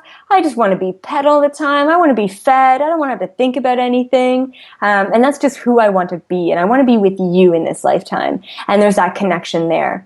And then, yes, about is there any sort of disdain or resentment towards, putting an animal down? And does that animal kind of resent you for it? Absolutely not. Just realize that it was in that consciousness predestined contract to be put down at that time. There is absolutely no blame, especially after that being, that consciousness crosses over. Everything is made so clear to them. There is no resentment, unless, of course, you're abusing your animal, obviously. But putting your animal down, that is a predestined contract, and your animal would never resent you for something like that. I love Vivian's comment here. We call her Vivster around these parts. Vivian is asking, what would be the reason I feel totally weird here? Like, I really hate being on this planet. Oh, okay. Yeah, so that's a great question. That right there indicates to me that you are not originally from this planet, okay? So I call, people like you starseed beings or indigo children. Now, I do have YouTube videos out there, and they actually go into and explain a lot of these, concepts of starseeds and indigos and all of that great stuff. So I definitely recommend checking that out. And that's exactly what I'm talking about, is that your soul is not originally human. So being human in this life at this time can be very confusing, very detrimental, very clouded, and it can be a very weird feeling in saying, I don't feel like my family is my family. I don't feel like I belong here. I don't feel like I really get the customs of being human. And that's coming from the fact that you aren't actually human. So being aware of that, and honestly, Vivian, Vivster, whatever, you like to be called, if you are interested in exploring like who you really are and where you come from, that's my specialty. Like, that is why I'm on this planet, is to wake people up to the fact that we are all hybrids. We are all simultaneously coexisting as these higher versions of ourselves. So being very aware of that, and the fact that we are all coming from different places, but some of us are more connected to humanity and humans than others. And it just sounds like, Vivian, that you are very much more so connected to another species rather than the human species. So just being aware of that, just planting the seed there. Once you start asking the right questions, guaranteed the right answers will start coming to you. Let's go to Twitter at hashtag Spaced Out Radio. Les has a question. The new vibration of Earth we're supposed to be going into, what happened? Is it getting worse? Okay, good. Okay. So this is going into another huge concept that I've stepped into and I'm so passionate about, and it's called the Mandela effect. Now, I don't want to go into this too much because I could literally talk about this all night. I do have videos out there as well. So important that you guys watch it. What's really happening here is that there is a reality shift going on this planet at this time, which means that there are two competing vibrations on this planet. One vibration being lower and one vibration being higher. Now, it is just physics and quantum physics that states that two vibrations of a different frequency cannot coexist in the same space. Now, if you take this planet as a whole, as a space, and you take the lower vibrational frequencies and the higher vibrational frequencies, they cannot coexist on this planet at the same time. What's happening is that these two competing vibrations is actually causing a tear in the quantum matrix of this reality. That's right, no word of a lie. This reality is splitting into two different parallel Earths or parallel realities. I call it New Earth and Old Earth, or third dimensional Earth and fifth dimensional Earth. This is the awakening. And there's many different causes and reasons for this. I mean, I'm going to get into this in the Paracon. So, but yeah, so that's what's happening. So you're asking, like, are we getting worse? Like, it seems like society's collapsing, the political, socio-economical society is collapsing, all of your individual lives and realities are collapsing. Like, what the hell is happening? So I have to let you know that you are making a conscious choice right now. This planet as a whole is making a conscious choice whether or not they want to be in the new vibration, the higher vibration, or the old vibration.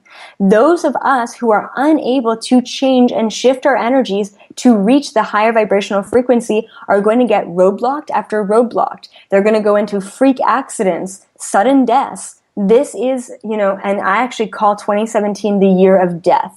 And the binary of death is rebirth. So just know it's not a negative concept. It's a beautiful one. So, and that's really the essence of your question, is like, are things getting worse?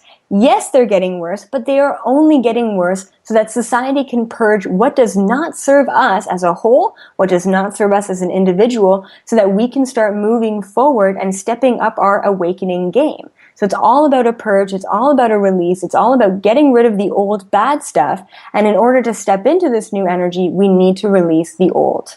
And that's really what's happening. It's a quantum matrix time shift, crazy parallel reality situation that's happening right here, right now. And you, and only you, have the choice in your life to choose what vibration you want to exist yourself in. And it all comes down to intention and your own mindset. So please be aware of that.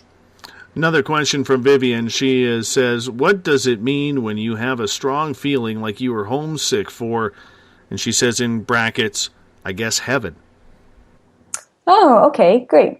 So, so this is exactly what I'm talking about here, Vivian, is that you're homesick, right? Like, you want to go home, you don't know where that is, you don't even know what that looks like, but it just, once again, is all confirming and validating the fact that this right here, right now, is not your home.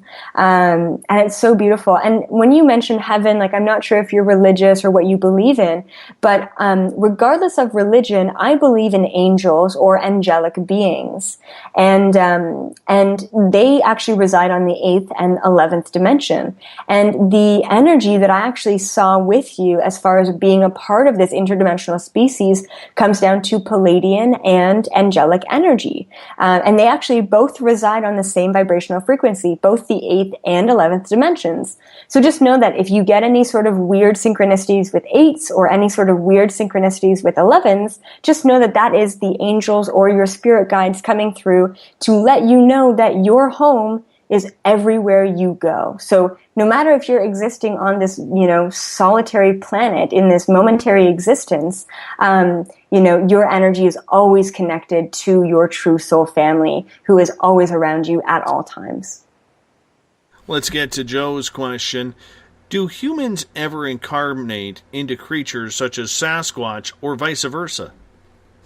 Yes, absolutely. I can confirm that that is possible. So it's so funny that you're asking this because I feel like you have a connection to Sasquatch or a Sasquatch, or maybe you've been in a past lifetime before, and your guides they literally just brought up the fact, they're like, it is no coincidence he's asking this question because this is where he comes from. Okay, so I hope that that's a big validation for you that you do come from, there's some sort of connection here with a Sasquatch or Sasquatch family on this planet manifested. This is a past lifetime of yours, and this is something that you've come from. And I don't know if like nature in the woods is like your sanctuary, but I suggest getting back into it, getting back into nature and having that soul connection is really going to connect you to the past and really you to yourself in the present. So yes, it's possible, and yes, it seems like you're currently living through a situation exactly like that. Well, if you saw Joe's hair, you would say, oh, yeah, he is fully Sasquatched. Fully Sasquatched. I think his hair goes past his ass, I think. I'm pretty sure. But we're quite jealous of it over here. We're quite jealous of it. Ron has an interesting question, though. And he is asking, it is said our relatives greet us on the other side. How can they do that if we reincarnate? Oh, okay. Good question. Good question, Ron. Okay, so this is that's the essence of what happens. So when someone passes away, and I deal with this all the time, I deal with spirits and ghosts and, crossing over. I've crossed over a number of souls who have been stuck in the ghostly plane. And when I cross them over, it literally is a light. So like it is literally going into the light. And when I open up this light, I call it a portal. So it's like this white light portal. It looks like an orb of white light. And I actually open this portal up for these spirits and these ghosts to cross over into. And all of their family members, all of their friends, everyone else who has crossed over is waiting there for them. And they're kind of all greeting, this person and ushering them through this new side. Now, like I said, reincarnation exists, but it's very, very rare that an individual is instantaneously reincarnated. Once again, it is very rare for a person to be instantaneously reincarnated. Usually what tends to happen is that an individual spends some time over on the other side just kind of chilling out as like a soul. So you cross over into the light, your whole family's there, and then you have time to deal with all of the lessons that you learned in this lifetime.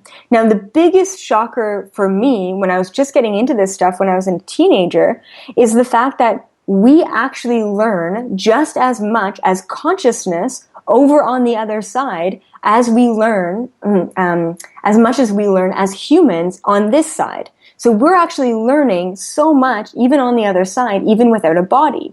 So just knowing that we actually spend this time in between this incarnation and the next, learning what we need to learn in between that time. So yes, reincarnation is there. Yes, it happens. It's rare that it happens instantly. And if it is instant, it's like you cross over to the light and you're instantly thrown into another lifetime and you get a very short period of time with your friends and your family, But yes, they are always there to greet you when you do decide to cross over.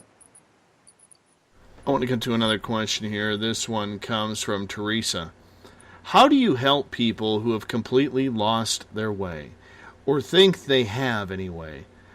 In a personal reading, do you find that some people are just too much work to unwind?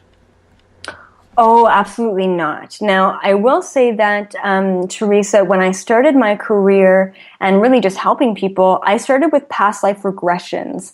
And what I found was that not everyone was able to be regressed. And I had a lot of difficulty taking people to where they needed to be with past life regressions. That's why I'm like, you know what? I'm going to stop putting pressure on the people to see what they need to see because some people aren't ready to. And I'm just going to put all that weight on myself and just see everything that that person needs to see. I've had skeptics. I've had engineers. I've had, left and right brain people. I've had everyone you could possibly imagine come to see me. And no matter what kind of walls you're throwing up, I can see right through that, okay? So no matter what kind of projection you're giving me in that moment, I can see right through that. And the beautiful thing is that, the information that is for you from your spirit guides, like I tap into that information and your spirit guides give you this information in the way that you need to hear it, right? So this information isn't just washed over for everyone. Your guides will give it to you in the way that you need to hear it. If you are a very blunt, very kind of front forward kind of person, your guides will give you the information in that way. If you're more passive and more soft and more sensitive, your guides will give you the information in that way. Have I ever been stuck with a person? No. Have I ever felt resistance from a person? Yes, absolutely. That's completely on their end. But have I ever not been able to help someone?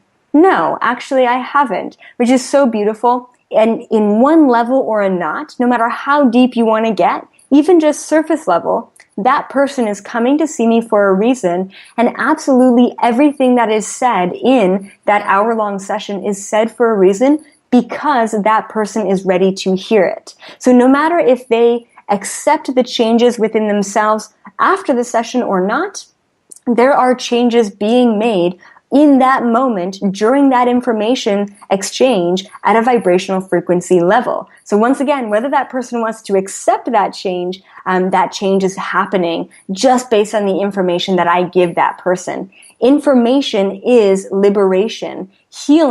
My healing comes through information. I can heal your soul or help you heal your own soul through your own personal information. So hopefully that kind of answers that question.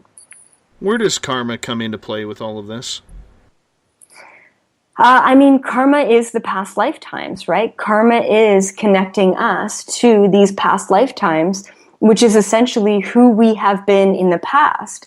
And the process of waking up is waking up to the fact that we have been kind of a dick in a past lifetime, and we have been, a saint in a past lifetime, and understanding, appreciating, and loving the essence of who we are for all aspects of ourselves is really why karma comes into play, and why we need to remember who we've been before and where we've been before, so that we can fully appreciate ourselves going beyond just this moment, just this lifetime.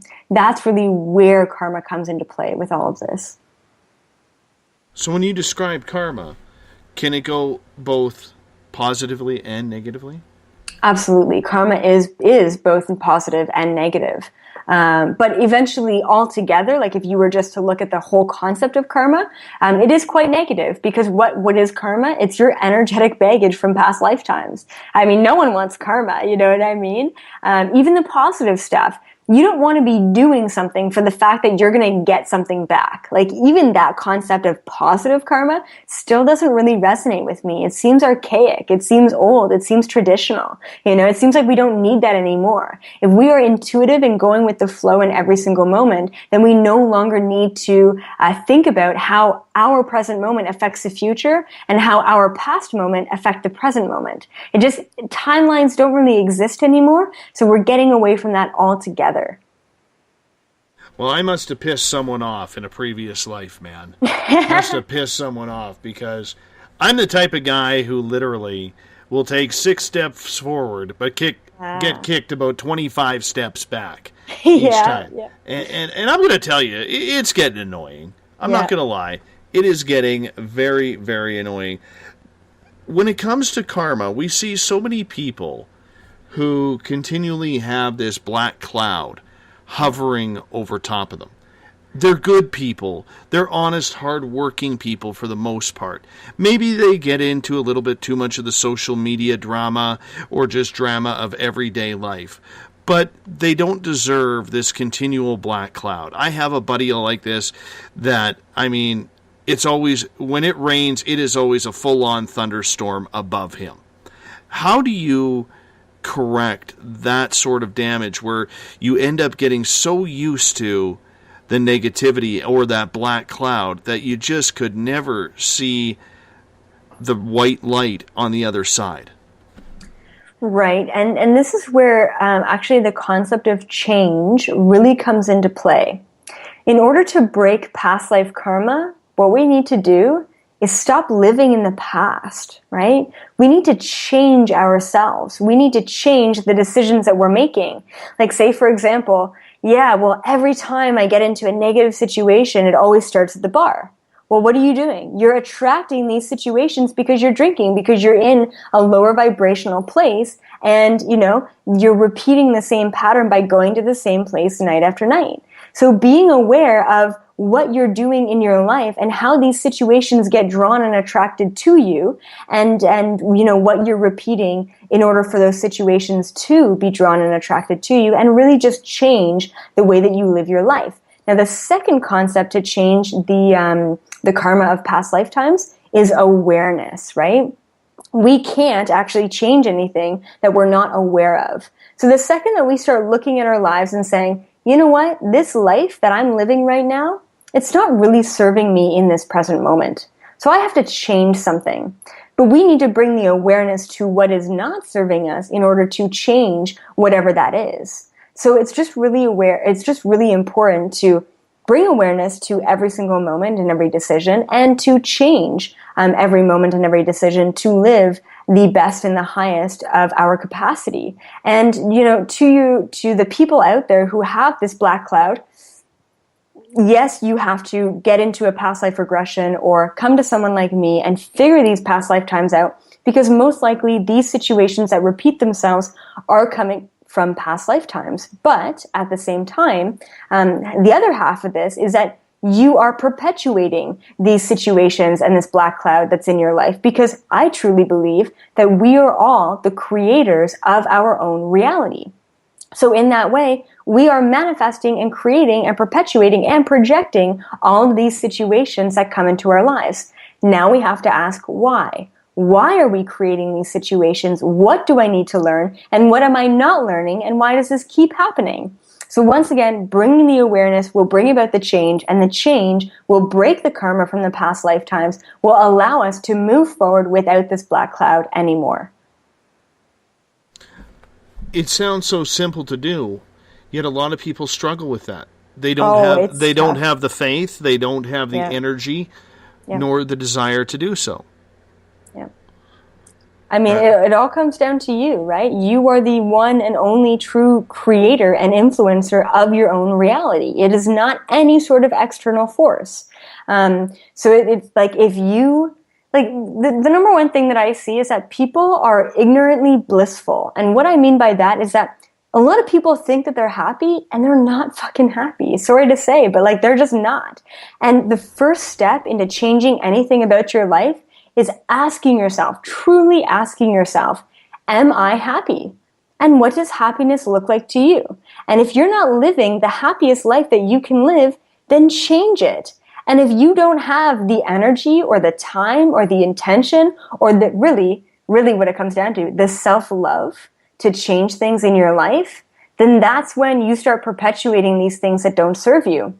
And that's when you're really just sticking your own foot in your mouth, and that's when no one else can help you but yourself, right? So at that point in time, it's like, well, if you're unhappy, you realize you're unhappy and you're not doing anything about it, then there's nothing that I can do to help you in that moment. But when someone puts in the effort, and the effort, the time, the money into seeking out these other methods of self-help and realization and really awakening, that's when you're putting the action behind the effort and the intention into actually changing and creating the life that you want to live. So self-empowerment, man. Self-empower. And even though we're on terrestrial radio, I did notice you snuck in an F-bomb there. That was kind of cool. Yeah. We got about 90 seconds before we got to go to our second break and say goodnight to you for the rest of the night. Yeah. I want to get to Joe's question.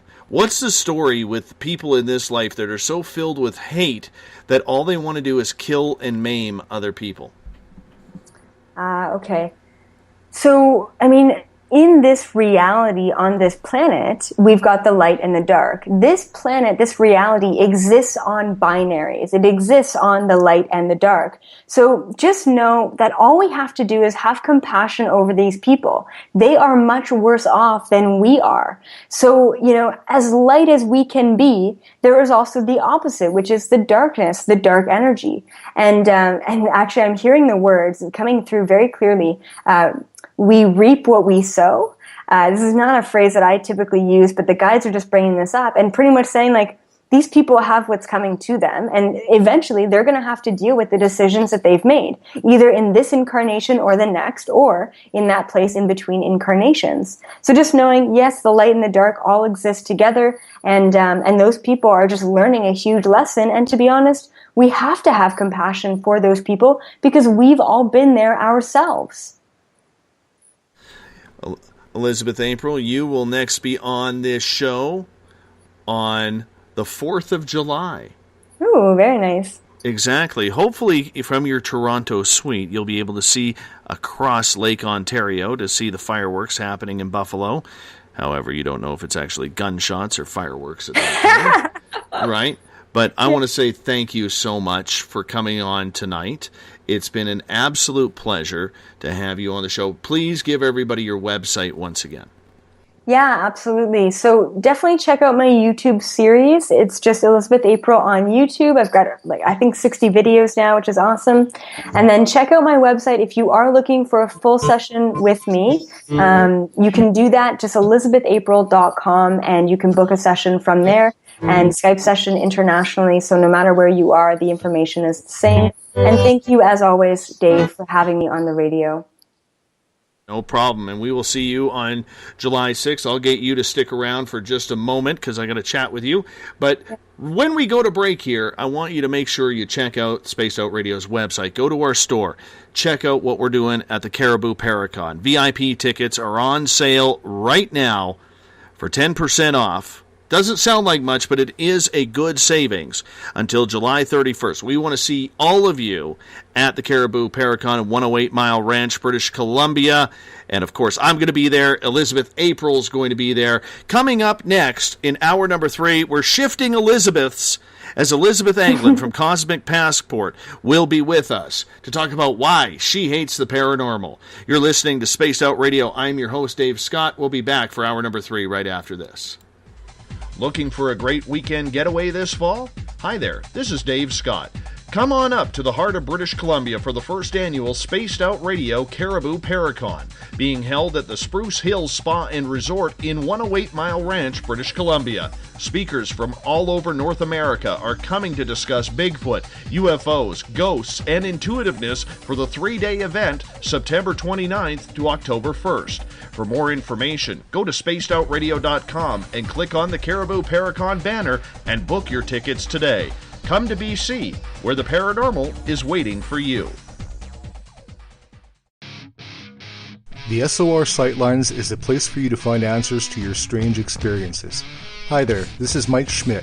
If you have had an encounter with ghosts, UFOs, Bigfoot, ETs, or anything else that doesn't make sense, head to spacedoutradio.com and file a Sightlines report.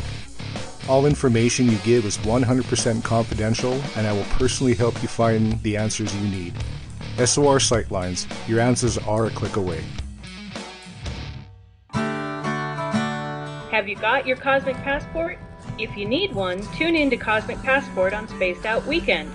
This is Elizabeth Anglin, ET experiencer, spirit medium, and host of Cosmic Passport. Each weekend I'll be bringing you interviews and support from other paranormal experiencers, and the best in intuitive spiritual guidance from across the globe.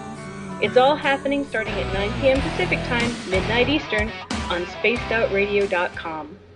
Hi there, I'm Butch Witkowski, lead investigator with U4COP. On the final Monday of every month, you can listen to me and host Dave Scott on Spaced Out Radio's Strange Days.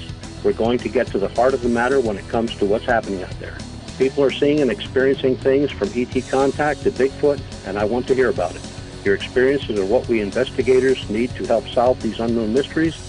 So tune in at spacedoutradio.com to the final Monday of every month from Butch Witkowski's Strange Days. This is your medium, Joanna, from Spaced Out Weekend, 2 mediums and a large. I would love it if you would come and join us with host James Tyson every other Sunday on Spaced Out Weekend. Together, we will take your calls and your questions live. Our goal is to provide you with a positive outlook on deep questions that you may have. Questions regarding love, relationships, money, or whatever else is on your mind. Come and check us out at spacedoutradio.com. This is Eric Markham, news editor for the Spaced Out Radio's The Encounter Online. We have put together a great team of writers and journalists from all over the world to bring you top-quality paranormal stories. From alien encounters to the latest conspiracies, you won't find any of that fake news here. True stories and top-notch reporting as we look to bring these experiences to the mainstream. The Encounter Online, only at spacedoutradio.com. Patrolling the Pacific Northwest, we are always on the lookout for the strange and unassuming stories that real people are experiencing. Hi, I'm Vincent Zunza from Pacific North Weird. Me and Alexandra Sullivan have teamed to bring to you those odd stories that never seem to make it into the mainstream. Stories so weird that will leave you scratching your head wondering, is this real? It's as real as it gets with Pacific North Weird. You can watch our videos right here at spacedoutradio.com. Become more intimate and interactive with Spaced Out Radio. Join our Space Travelers Club with your new membership. For $5 a month, we'll provide you with special access to the website, monthly prize draws from books to psychic readings, along with monthly newsletter, private interviews, and more. Sign up today to be part of Spaced Out Radio's experience. Looking for a place to advertise at a very reasonable cost? Look no further than Spaced Out Radio. SpacedOutRadio.com has an advertising tab that you can click to check out our daily, weekly, and monthly packages to play on the radio, or our website including social media. From commercial spots to banners, we have it all. Check out our competitive pricing today. Don't have time to listen to Spaced Out Radio live? Wherever you are, the car, the office, the shower, or even if you're traveling, we're right here for you. Each Spaced Out Radio show can be found on iTunes, TuneIn, and on our YouTube channel, Spaced Out Radio Show. It's the perfect way for you to catch up on our shows. For more information, just head over to our website, spacedoutradio.com, and tune in to us today.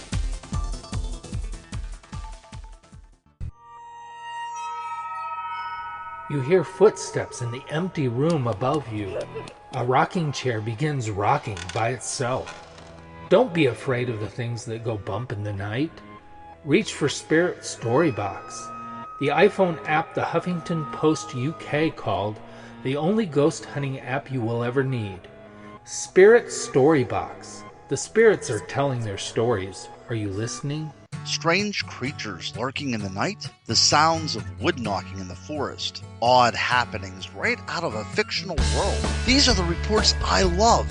Hi there, this is author Ronald Murphy, and I would love it if you join me and Spaced Out Radio host Dave Scott the second Wednesday of every month on our journey into the unknown land of cryptozoology at spacedoutradio.com.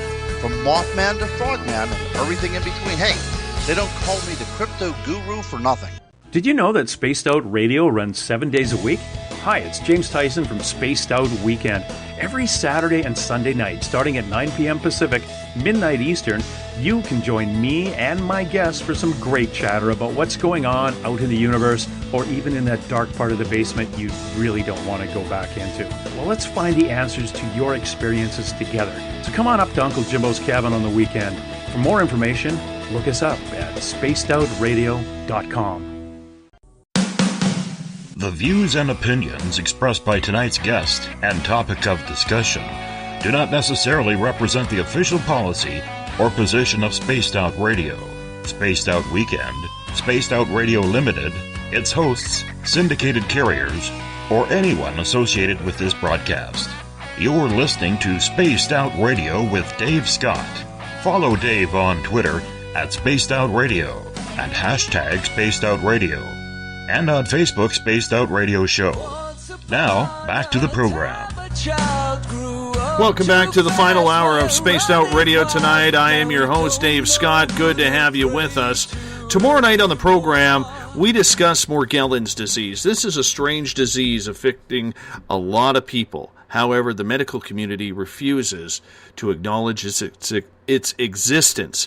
We start up at 9 p.m. Pacific, midnight Eastern Time, tomorrow night at spacedoutradio.com. We want to welcome in everyone listening in on WQEE 99 Rock the Key down in Noonan, Georgia, home of The Walking Dead. We are also live on 107.7 FM in New Orleans and over 160 countries around the world. Great to have you with us as well. We're live on KTLK, The Fringe FM. We're also live on Renegade Talk Radio out of Las Vegas. And if you're listening in on Revolution Radio, remember the Double R Machine is a donation station financed by you, the valued listener. Head on over to freedomslips.com and donate today. Bill Cardwell set the password for tonight in the SOR Space Travelers Club. Dicearchy.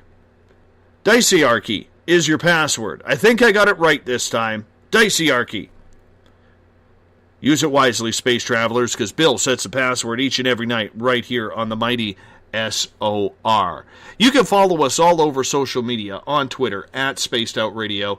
Give our Facebook page a like, Spaced Out Radio Show. You can tune us in on TuneIn, download this show and others on iTunes. Our website is spacedoutradio.com, where we have a plethora of features for you, including joining the SOR Space Travelers Club for $5 a month.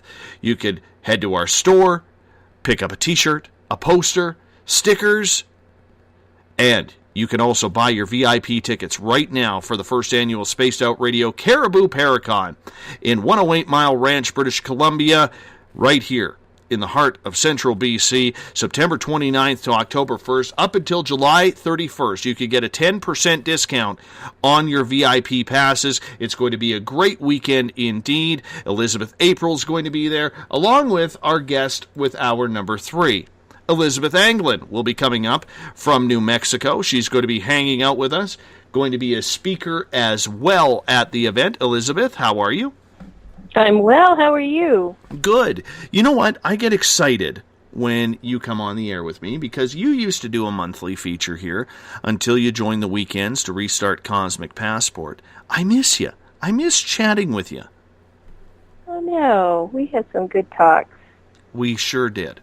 We sure did. One of the things that I'm excited about for you coming up to the Paracon is you're going to be discussing all types of communication, from animals to ETs.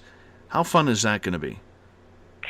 I think it's going to be wicked fun. My Bostonian self is like wicked, wicked fun, and not in an evil way, but it's just really fun. I'm looking forward to it. Yeah. Now, go ahead, please. Sorry. It's the same thing. I mean, when you're communicating with somebody who's in a body, it's telepathic communication. It's very similar to mediumship because you're using the same faculties, but it's actually easier to do. So it'll be great. Good fun.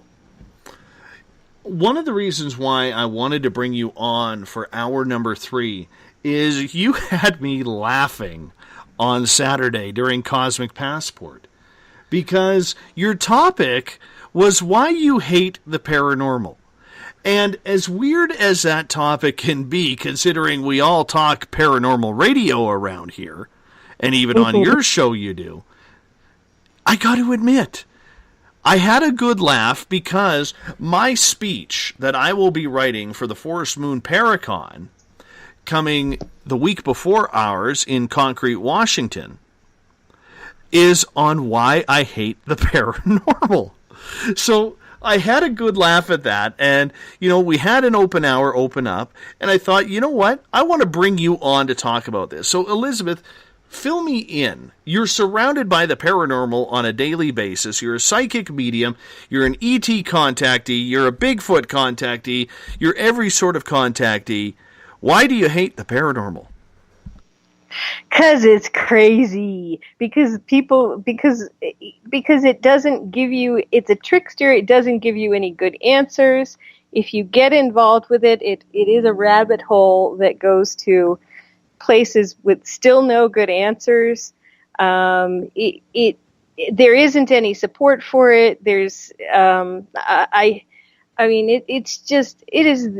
it's this chimera of unexplained happenings that, if you're like me, you're not crazy, because I've had every single freaking test in the universe for psychological disorder, because I was one of the first abductees to work with John Mack, and it was like, back then they ran us through the ringer of days of testing. And so, the only thing I came up with that wasn't straight on the bell curve was individuality. So, which kind of pointed to the fact of, well, this is why you're self-identifying as an abductee, because you're highly individual and you don't care what society thinks. But once you get past that and you get into the paranormal, you are basically, just because the name paranormal is associated with the events that we have witnessed and experienced and gone through, and if you're an abductee, you go through it, the name kicks you right out of science, and it makes scientists run away, and it's pejorative. The name is a pejorative name. And if you go to Wikipedia, its paranormal events are phenomena described in popular culture, folklore, and other non-scientific bodies of knowledge whose existence within these contexts is described to lie beyond normal experience or scientific explanation. At foregone conclusion that scientists are not going to study it, because they already think it's beyond them to figure it out.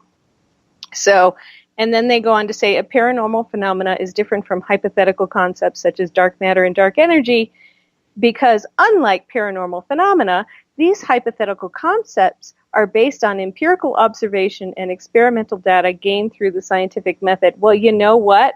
Bonehead, somebody had to notice something about physics in the first place in order to use the scientific method. Somebody had to start just with an observation, and that's where we still are in the paranormal, because paranormal is a pejorative term. So, ghost, extraterrestrial life, UFOs, psychic abilities, extrasensory perception, and cryptids. Our society and the society of skeptics who say they are, quote unquote, protecting science, have taken the term paranormal and turned it into, well, there's your duty in the toilet. And so we don't get any help. Also, we are more like pure science, like physics, in the sense that, there's no money in the paranormal per se. If you want to go out and find out what ghosts actually are, there's not a corporation who's going to make money from that after you do it, and it's not going to lead to a patent, it's not going to lead to a new medicine. Maybe it would lead to some understandings in psychology or psychiatry, or maybe it would lead to some understandings, some medical understandings. But really the world, unless you're an abductee and you've got really awesome implants and other things to present, there's nothing of any technological value necessarily in the paranormal, except maybe the gear that you come up with to study it, which is oftentimes in pure science where the money ends up coming from, is the gear. But because we have the word paranormal associated with us, nobody's going to do that. Nobody's going to take the time and energy to put it into it. So I hate the term paranormal because it is so pejorative. Ugh, bugs me. And I can understand that, but do you think a lot of people do not want to give this field the credit that it probably deserves, maybe out of their own fear of the unknown? I think that scientists lately have, and because of our culture of trolling and skepticism and baiting, and you have to understand, Saturday night, just before I did this, I had been baited on, I believe I was baited by someone at Skeptic Magazine. I don't know that's the case, but I believe I was. And man, was I peeved, because I could tell that the email seeking assistance didn't sound right. It was using terminology for things that only a skeptic would use. This is somebody who's never asked anybody who does what I do a single question, yet they say they've gone to everybody, because the words weren't right. And it was like a sales pitch, and it was like a challenging me to be better than everybody else. But if you really had that problem, you would have gone to those people in the first place, moron. So, and you're not sounding, you're not giving the little one-liners like, do you have any experience with jinn? Because that's how it comes in. Hey, do you have any experience with jinn? When people really have a problem, they're very quiet and cautious about asking for help. And this was not that way. And then I found out the name on it belonged to a name of a person at Skeptic Magazine, because I was like, what is this? This is wrong. This is wrong. This is really wrong. So I go looking up for who is this person, and immediately find out somebody with the same name is at Skeptic Magazine. So anyway, I was PO'd on Saturday.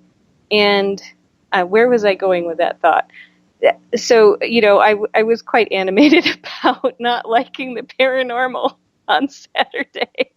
Because even if we try to do our work with integrity, even if, we are helping people in the paranormal, even if we do deserve some credit for really being helpful as spiritual healers and psychics and emotional healers and energy clearers and unhooking people from stuck ways of being and, doing things more quickly than years of therapy would be able to do them.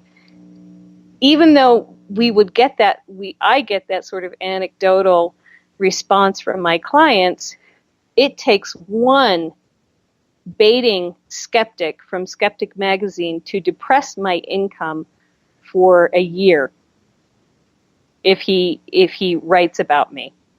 It just takes one. And there's literally no recourse unless I want to spend a lot of money to sue them for libel.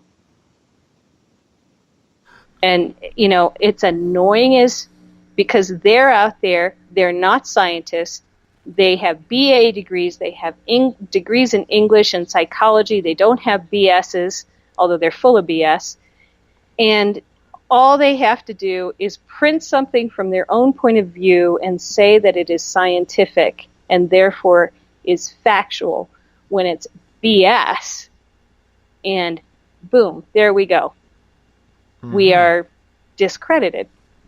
So it annoys me because there are lots of people doing good work. There are lots of good psychics. There are lots of good healers. There are also gypsy readers and, scammers. And that's an issue too. And so and paranormal is as annoying for its own dark side as for people who are going after the light side and dissing them when they really should be just concentrating on the dark side and leaving it at that. I can see the frustration in that, because I have, through this show, met some very talented psychic mediums, and I've also met some that leave me scratching my head at the end of the day. And I realize that I'm not going to connect with every psychic that I meet, or medium for that matter. However, when you have someone at, say, Skeptic Magazine who is playing the role where their whole idea is to discredit, to me, that goes against everything that would be logical about saying you're a skeptic, because I think skepticism is healthy. I think we need that in this field. We need people to question everything. But if you're questioning on your beliefs, it almost sounds like the exact same thing that I say about ghost hunters or Bigfoot hunters, where they keep giving their opinion as fact rather than actually doing or conducting scientific research. This seems to go along the same lines with people at this magazine. If they're baiting you into something that is dishonorable because they're not telling you the real story, they're expecting you to pick up on a lie, okay, Yep. or whether or not you could pick up on a lie. And, you know, it reminds me of car salesmen. Okay, you can have some very good, honest car salesmen, but you go to that side lot that isn't a brand name where the guy is oozing grease, that person is giving the same reputation as the thousands of men and women who make their career off that trying to be helpful. You know what I'm saying? Right. Is that Right. the exact same analogy there? I don't know if it's the exact same, but they are greasy and they are shysters. And, you know, it goes back to when, I think I brought this up on Saturday, by and large, folks from, you know, Shermer's Group and Skeptic Magazine, and, you know, I had my go-through in 2009 with Ben Radford, who without my permission, wrote an article about a remote viewing I did for the world in the year 2008. And it was a freaking fantastic remote viewing. And he picked on little nitpicky stuff. One of the things was that I saw lots of locust swarms. The locusts would be swarming in 2008. Well, he said I saw them in the U.S. And he said, see, there were no locust swarms. Well, locusts don't swarm in North America. But they do in Asia, and they did. They were so bad in 2008 that China had scores of people out collecting them off the street for the Olympics. Before the Olympics, you know, Turkmenistan and Tajikistan lost most of their crops. In Australia, it was devastating, and we don't know what happened in Africa that year because Darfur made it so that there was no collection of information. So basically everything was shut down. We don't know if there were locust swarms or not, but there very well could have been because the rains broke. And because of the change in climate, when you have extended periods of drought followed by very heavy rains, you will have locust swarms. And that's what we had in 2008. And I had projected, you know, there had been lots of flooding in Iowa. I said there'll be lots of flooding in Iowa. There'll be pigs in the flood. And I had projected the major hurricanes that came through. But because I said the hurricanes were going to be in the first third of the season, because they were in like the first 2 or 3 hurricanes, I was thinking from that perspective, not how long the season is, because I didn't have that information when I did the reading that the season actually starts, I don't know, in April or something. And this was the beginning of September, last day of August. I pinpointed the last day, end of August, beginning of September, but because I said it was the first third of the season and it was right on the line, he said she was wrong. There was nothing happened in the first third of the season, and it was like a day off. So, you know, he hasn't had my permission to write up about me. 1, 2, he's saying things that I said that I didn't say. He said that I said there would be locust swarms in the U.S. My reading, my target was the world. And so I was reporting on what I saw in the world. And 3, he didn't check his facts. He didn't get any confirmation from me if that's what I actually was reporting, like how I was describing the first third of the hurricane season.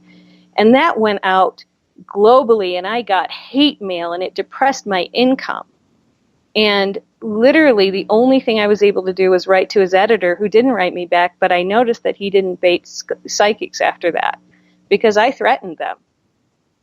And I told him what he had done that was dishonest. But the fact of the matter is they don't care. He's not a scientist. They are not using the scientific method when, like you say, when they bait psychics or when they bait homeopaths or when they bait chiropractors or when they do any of this stuff. They are reinforcing a bias that they have and tricking people into helping them do that with rhetoric and basically magic. Look over here. Look at what we created over here for you to look at. They're not doing any scientific method in that whatso freaking ever. And it's unfair. But so they're part of the paranormal because they're here, they're part of the community, But the fact of the matter is they have their own religion, and they're fascist religious pigs, in my book. Sounds like they need a hug. Ah! They need a little pig. I'm going to send them a pig. I think that's what I'm going to do. I thought you guys were lonely, so I decided to send you a friend. Exactly. Exactly. Pig. But I'm going to play devil's advocate here for a second, because this is something I have noticed recently, and noticed it at the Paracon that we traveled to Provincetown, Massachusetts, a couple of weeks ago. I noticed that there are some very upstanding individuals in this field of research that are trying to figure out the answers as to what is going on. But there's also some out there who feel like they have to play a role. You know, they have to have an image, some sort of shtick going on, you know, to make themselves something above this. We saw a few people like that, and we just kind of shook our heads and laughed and basically said, really? You're the problem with the paranormal. How about just be normal? How about just, you know, don't try and dress all gangsta or you know, something that you're not. It was ridiculous, to be absolutely blunt. And I find in my research with this that it's the people, the Klingons, if you want to call them that, the people who are just so desperate to try and make this their habitat, their zone, you know, their somebody, their own ego, that is ruining what we are doing for logical research. What do you think? Oh, absolutely. And I have two forms of that. I have both fake paranormal researchers and Hollywood paranormalist ufologists, name droppers, which also can go in line with fake paranormal researchers who they will tell you a story. They will have their own shtick. They'll tell you about everybody they know and that they've read, that they've met, and who they've worked with, even if maybe they saw them like one weekend at a coffee shop. And they will begin to use that good researcher's name in order to bump up their own credibility, of which there is none, and there should be none, because they don't even know what they're talking about when you finally get them talking about the subject they are telling you that they know about. And it's just like, you know, if I had extra gallons of puke in my stomach and I could just stick my finger down my throat and show them what I really think, it would be a big mess. Because it's like, and in person, because it's so dishonest and it's so fake, and it is a problem because most of us are normal, fairly conservative, or even if we are, you know, complex and alternative, we are, if you saw us walking down the street, we look like normal Dave, normal Elizabeth, normal whoever. And why does it have to be any different when you show up at a Paracon or when you're talking to somebody at a UFO conference? You know, do you have to wear your big black hat and have your horse to find aliens? No. Or implants? No. You know, you're not finding implants out in the woods with your horse. So why are you doing that? Why is that part of your quote-unquote personae? Well, it's the same thing as people wandering around with tinfoil hats. They think it's funny. They think it's cool. It draws attention. You know what I'm saying? Well, I think there should be a tinfoil hat day at least once a year for fun. But otherwise, no, we don't need a tinfoil hat. They're fun, you know, that you can make them into interesting shapes, and we should have tinfoil hat parades. But other than that, that's a joke, right? It's a joke. So leave it as a joke. Everything in the paranormal is not a joke. But even the word now means it's a joke. And so people were like, oh, well, I can go be a comedian, shyster, over here. And for some of us, this is deadly serious stuff. It's life-changing. I know somebody who has died. I know people who have been murdered. You know, it's like, and you're making a joke out of it. You don't deserve to be in the room, in my opinion.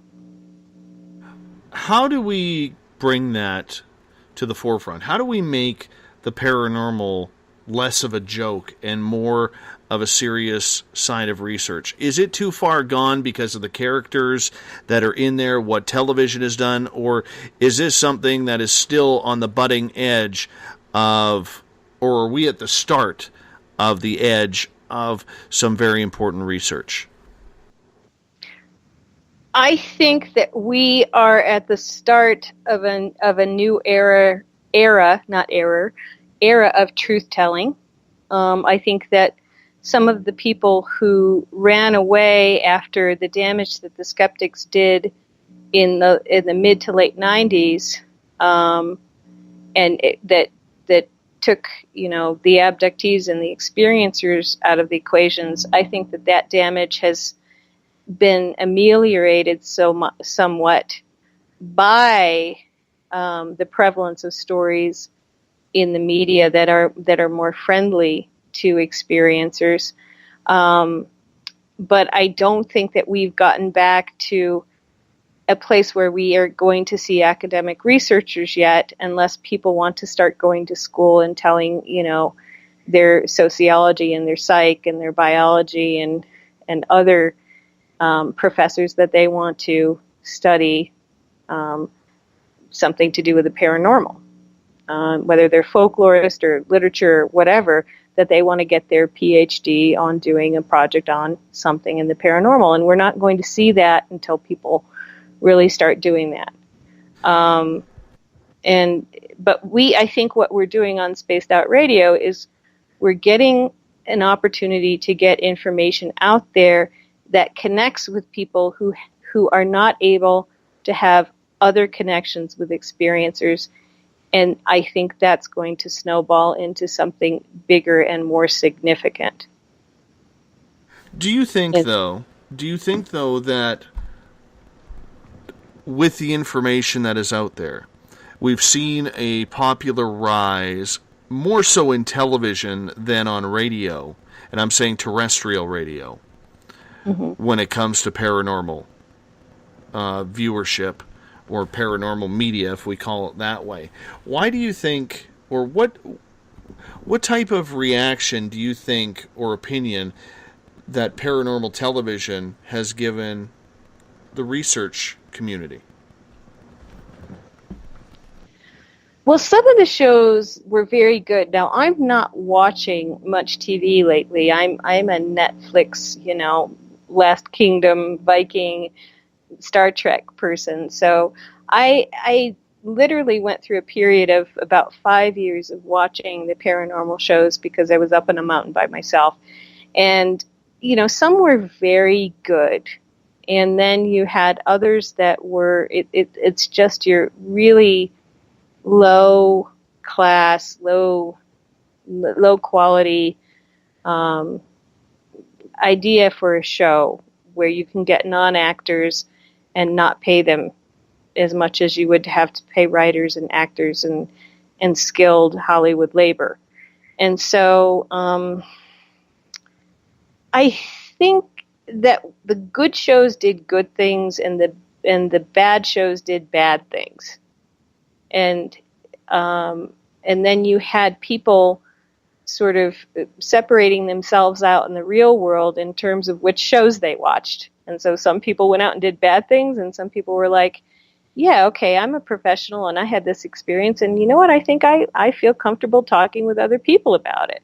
So a good show would bring more understanding and more social awareness and less taboo subject matter feelings about somebody having an experience either with a ghost or an alien or UFO.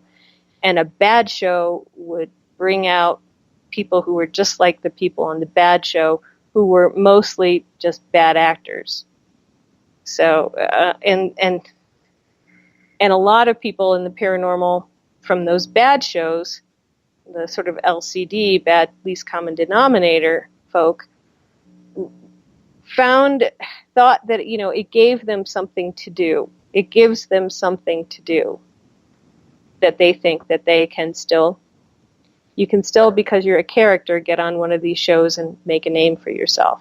But that's fantasy. That's like this is all about Hollywood when they decided they didn't want to pay actors anymore, starting reality, quote-unquote, TV. I just did a reality TV show where it was so unrealistic. The crew was beautiful. They were from Spain. But she said, this is reality TV. And then she's like, okay, now, okay. And I walked up like I normally would. And I got out of my car, walked up like I was actually doing, and they were filming me. And she said, okay, this is reality TV. So what you have to do is park your car over here and then walk like this. And I'm like, we are going for reality. And I'm like, that was just reality that you saw when I got, drove up, got out of my car and walked in. So it's not reality at all, basically. It's TV, and that's what it is. So it's craziness because we're looking for reality in the paranormal, and then you add this unreality of reality TV, and you just get unreality on fake people doing fake things. I just got an interesting email here. I'm going to read this. It's from Dane, and this got sent to me from north of me, I think. I don't know where. He just says in northern British Columbia.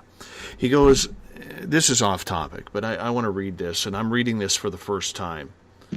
And he says, a couple weeks ago, I drove north of Fort St. John, which is probably 600 miles north of where I am right now, to a spot where I sometimes go to have a doob and look at the stars and get out of the city. About an hour after I got there, I saw some snow that was on some trees fall to the ground. When I looked, I saw what I thought was either a black bear or a large dog. I noticed that it had horns on its head that were curving in a word to each other. I was trying to think what it could be, so I turned on my headlights and saw a large dog. I could see its teeth. It looked like it was showing them. What I thought were horns were ears with tufts of hair.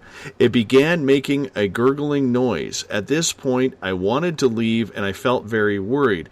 I started up my vehicle. The thing then stood up and began to walk along the edge of the tree line. At this point, I was leaving and about to head back onto the highway. I kept looking back in my mirror and saw it crawling towards my vehicle. I gunned it and got back onto the highway and headed home. I know that it had a head of a dog. I would guess it was about 7 feet tall. And no, I was not seeing things. I saw it, and I have no mistake in what I saw. It's this that bothers me the most, that I know what I saw. I have no question if it was real or my imagination. We were just talking about that last night on this show, how I had not heard of a single dogman sighting in British Columbia. This would be number one. Wow. Yeah, and if I were a skeptic, I'd say, what was in your doobie? And, what were you drinking? And, but, sometimes you have to go back to the person may be telling the truth, and what reason do they have to come forward if they're not trying to get on an unreality TV show? What reason do they have to come forward to say, I saw this? Well, put it this way. If they're living in Fort St. John, which is very, very remote at the northeastern tip of the province, okay, there's not much out there besides forestry, mining, and oil. That's it. Those are hardcore blue-collar workers, real men, real women who are making the country run, and getting the resources down to the oceans or the rivers in order to get, the supply down to the United States or across the pond to Japan and the whole Asia-Pacific thing. Okay, these are hard-working people up there. That's what I do know about them. And if the guy was going out to relax and stare at the stars, maybe have a joint or something like that, to calm his nerves from a hard day's work or a hard week's work, I could see where that would be, telling. But, I mean, I'm going to call the guy. I'm going to email him back and see if I can get his number. Okay.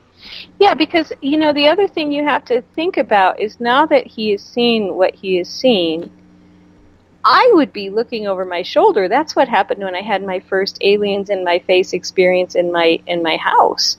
I spent the next several months looking over my shoulder everywhere I went because I was like, they could be anywhere. They could be down that alley. They could be behind me. They could be in that doorway. And I would be looking over my shoulder going, well, I saw Dogman there, but Dogman could have followed me.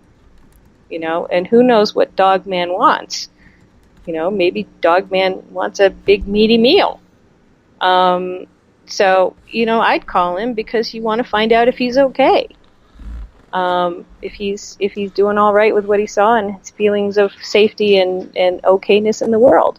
Because that's what paranormal experiences do when they're real, is all of a sudden you have something else in your reality that is possibly a threat. You don't know if it is or if it isn't, that you never considered before. And it has been in, spitting distance of your physical beingness. It makes you get a bit hypervigilant and maybe not sleep. Well, and, you know what? I was talking with our guest last night, Liz. Chris was on. We were talking Dogman, and Chris Edge is his name, and we were talking Dogman. We were talking experiences, and what I said to him last night, he said, "Well, why haven't you got a hold of any researchers?" I said, "Why?" I said, "That's why I have this show, number one, but number two, after what I've learned about the researchers in this field, for the most part, I wouldn't trust my story to them. You got to vet the living hell out of them that, number one, they know what they're doing, number two, that they're going to give you the time of day, and number three, that they're not in it for some personal goal by using your story. It's a dangerous, slippery slope when you're dealing with people, such as Dane here, who may be quite traumatized by what he saw." Right. Absolutely. And that was the case with a lot of abductees, that there would be therapists who were doing it because it was money, and they actually should have not been anywhere near the situation at all. And that happened to me. And it wasn't just researchers. It was somebody I had a therapist who was touched off by my regression to the extent that she screwed me up so much. She brought me out because she was scared. And I ended up reliving it while I was walking down the street trying to go home because she hadn't brought me out enough, and my system was still going through it out on the street. She basically pulled me out and pushed me out of her house. She was so scared. And you get researchers, and if you don't have some nerve about you and you don't have some understanding, and you've already got somebody who's pretty nervy about their experience, and then the researchers get touched off, you're just adding trauma on trauma. And that is not a good situation. That's called, here, I think I need to drink some more and take some more pills, And don't tell me that it's all goodness and light. A lot of experiencers are drinking more and taking more pills. And then that bites them in the butt. Well, you see this because you drink and you take pills. No, I really wasn't drinking or taking pills before this, Anyway, no, bad researchers are as bad as, and somebody who's doing it out of their own self-interest instead of curiosity, wanting to know what reality is, trying to be of service, trying to be open to hearing what people have to say and what their reality of experience is dangerous. I believe that. I like Eric's comment in the chat room here. He says, the interesting thing is, once the paranormal crap starts happening and you accept it, it becomes your new normal. I don't even pause when I hear the footsteps on the floor above me now. Yeah. What do you think about that? Oh, yeah. I mean, it's like a couple months ago, I saw my first full-bodied, absolutely physical-looking ghost. I knew as a spirit medium, I've always seen ghosts and spirits in my mind's eye. I've seen what they've looked like. They'll come up, they'll show themselves to me. This guy, I was walking to my truck, and he's walking down the street toward me. And I realized this is a small town. I don't know who he is. He's dressed in miner's clothes. He's dressed in a blue work suit, which the miners used to wear, and his head's hanging. And he's like 6'5", and his head's hanging down, like his neck is losing some stability. And he's walking toward me as I'm getting in my truck, and I expect him, after I get in my truck, to pass behind me, and he's disappeared, completely disappeared. And then I realized that was not somebody in this town. That was somebody who used to live in this town. But so for me, it's like, oh, right, because all this other stuff has happened. Full-bodied apparition now. Okay, but so you don't get as upset by it. It's just like another, okay, that's interesting. But you do see, I never thought that I would see a Bigfoot or have a conversation with one or smell one or get gifts from them or anything like that. But apparently, because I'm already an abductee and a UFO experiencer, I'm like, okay by Bigfoot. So it's very odd. Very odd. Do you think, then, that for many out there who, say, have that first-time experience, that they are ill-prepared for what they are going to go through with their emotions, their senses, their own belief system? I certainly was, and I knew other people who were, and I remember in the first 6 months of my full-out consciousness that there were aliens. They had come. They were, they had telepathically talked to me. They were in my house. I was awake. My cat was playing with, I had one in my room, and my cat was playing with 5 others. Because I heard thwops. I counted the thwops as they left, and went out the wall. They all went thwop, and so it was like thwop, thwop, thwop, thwop, thwop, and I'm going, okay, that's 5, and then this guy leaves, and that's 6. But I was dating somebody who was already interested in the paranormal, who had bought me a book, and before I could read the book, the aliens showed up and wanted to show me themselves on their own. And that's what happened with me. I wasn't asleep. I had put the book down. I had started to read it, but then felt I should stop and just go to bed. And just after I turned the light out, I heard all this knocking around in my downstairs, and the cat went to go check it out. And all of a sudden, I'm paralyzed. Light comes on, and I'm paralyzed. And there's footsteps coming up, and I hear a voice in my head saying, "I'm coming up the stairs." And then when he got up the stairs, said, "Look at me," and turned his head from side to side so I could see what he looked like. And I'm paralyzed and on my side after having reached for my baseball bat because I was going to beat up whoever was downstairs or at least get them out of the house. And I can't get to the baseball bat. All I can think of him is, "I effing see you, and I'm effing going to move. You effing effity FF." But after that, I didn't sleep for more than 2 or 3 hours a night for a long time. The guy who was so into alien abduction, he couldn't handle it. He was like, "Well, can't you just compartmentalize that?" Because after they showed up, I started remembering all of these other things that had happened all across my life that I'd never really allowed myself to think about before. And I started having these downloads of information. And I started seeing things I didn't have words for. We didn't have words on Earth for what I was seeing and what I was experiencing. And so I was in a very vulnerable position, and all he could say, "Well, can't you just compartmentalize that?" And it's like, I am not effing Spock. Most people are not. And you have something that can take you away and do things to you.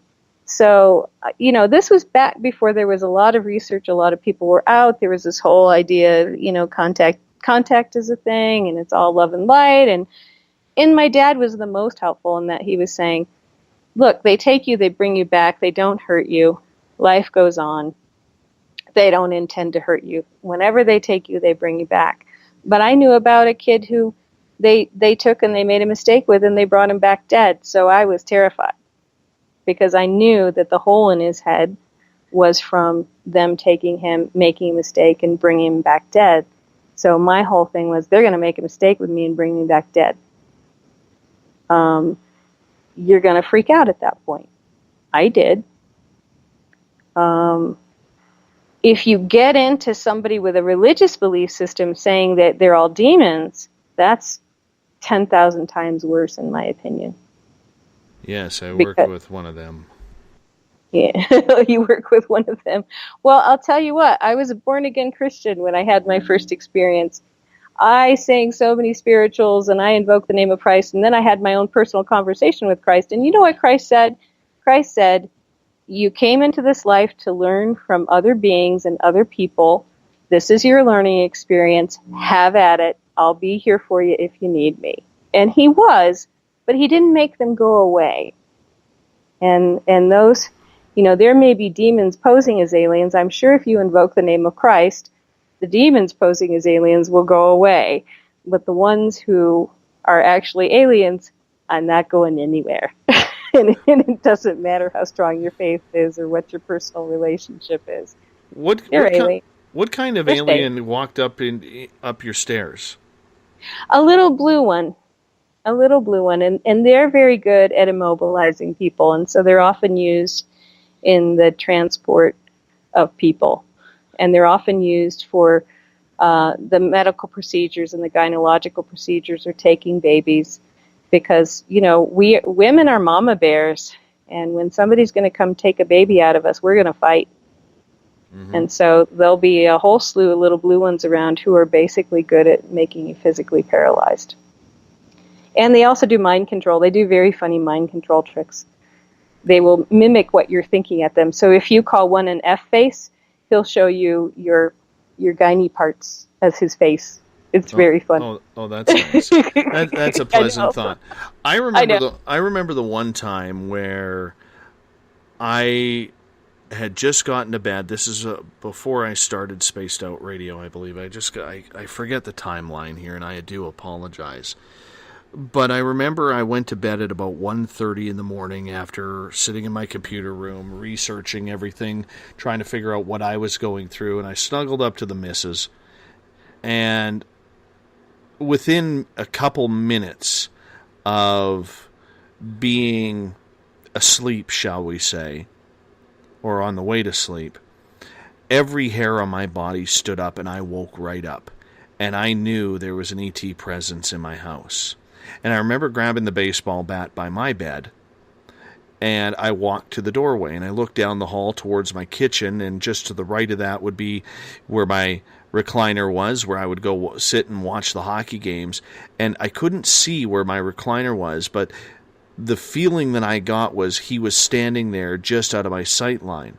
And what convinced me that there was a gray there was right across the hallway, like 3 feet away, it's not a big hallway, was my laundry room. And my dog came out of the laundry room, or stuck his head out of the laundry room, looked at me, and then looked down the hall. And that's where I was totally convinced that there was somebody or something standing there. And I remember, going through that situation, I don't know why, I knew it was alien. I just knew it was alien. And so, for some reason, instead of yelling at it verbally, I started yelling at it telepathically. I don't know why. And you know what? If you want to know if somebody is faking it, now, if you're a faker, I hope you go burn and heck when I tell you this. If you want to know if somebody is faking it, they will say that they scream at the top of their lungs until they're hoarse at the quote-unquote aliens in their house. It's like, oh, you screamed at the top of your lungs. you didn't scream telepathically. You're paralyzed, or you know it's an alien, and you don't automatically switch into screaming telepathically. You scream at the top of your lungs at it to go away. No, you don't. No experiencer I know who is real screams their throat out. They scream in their head.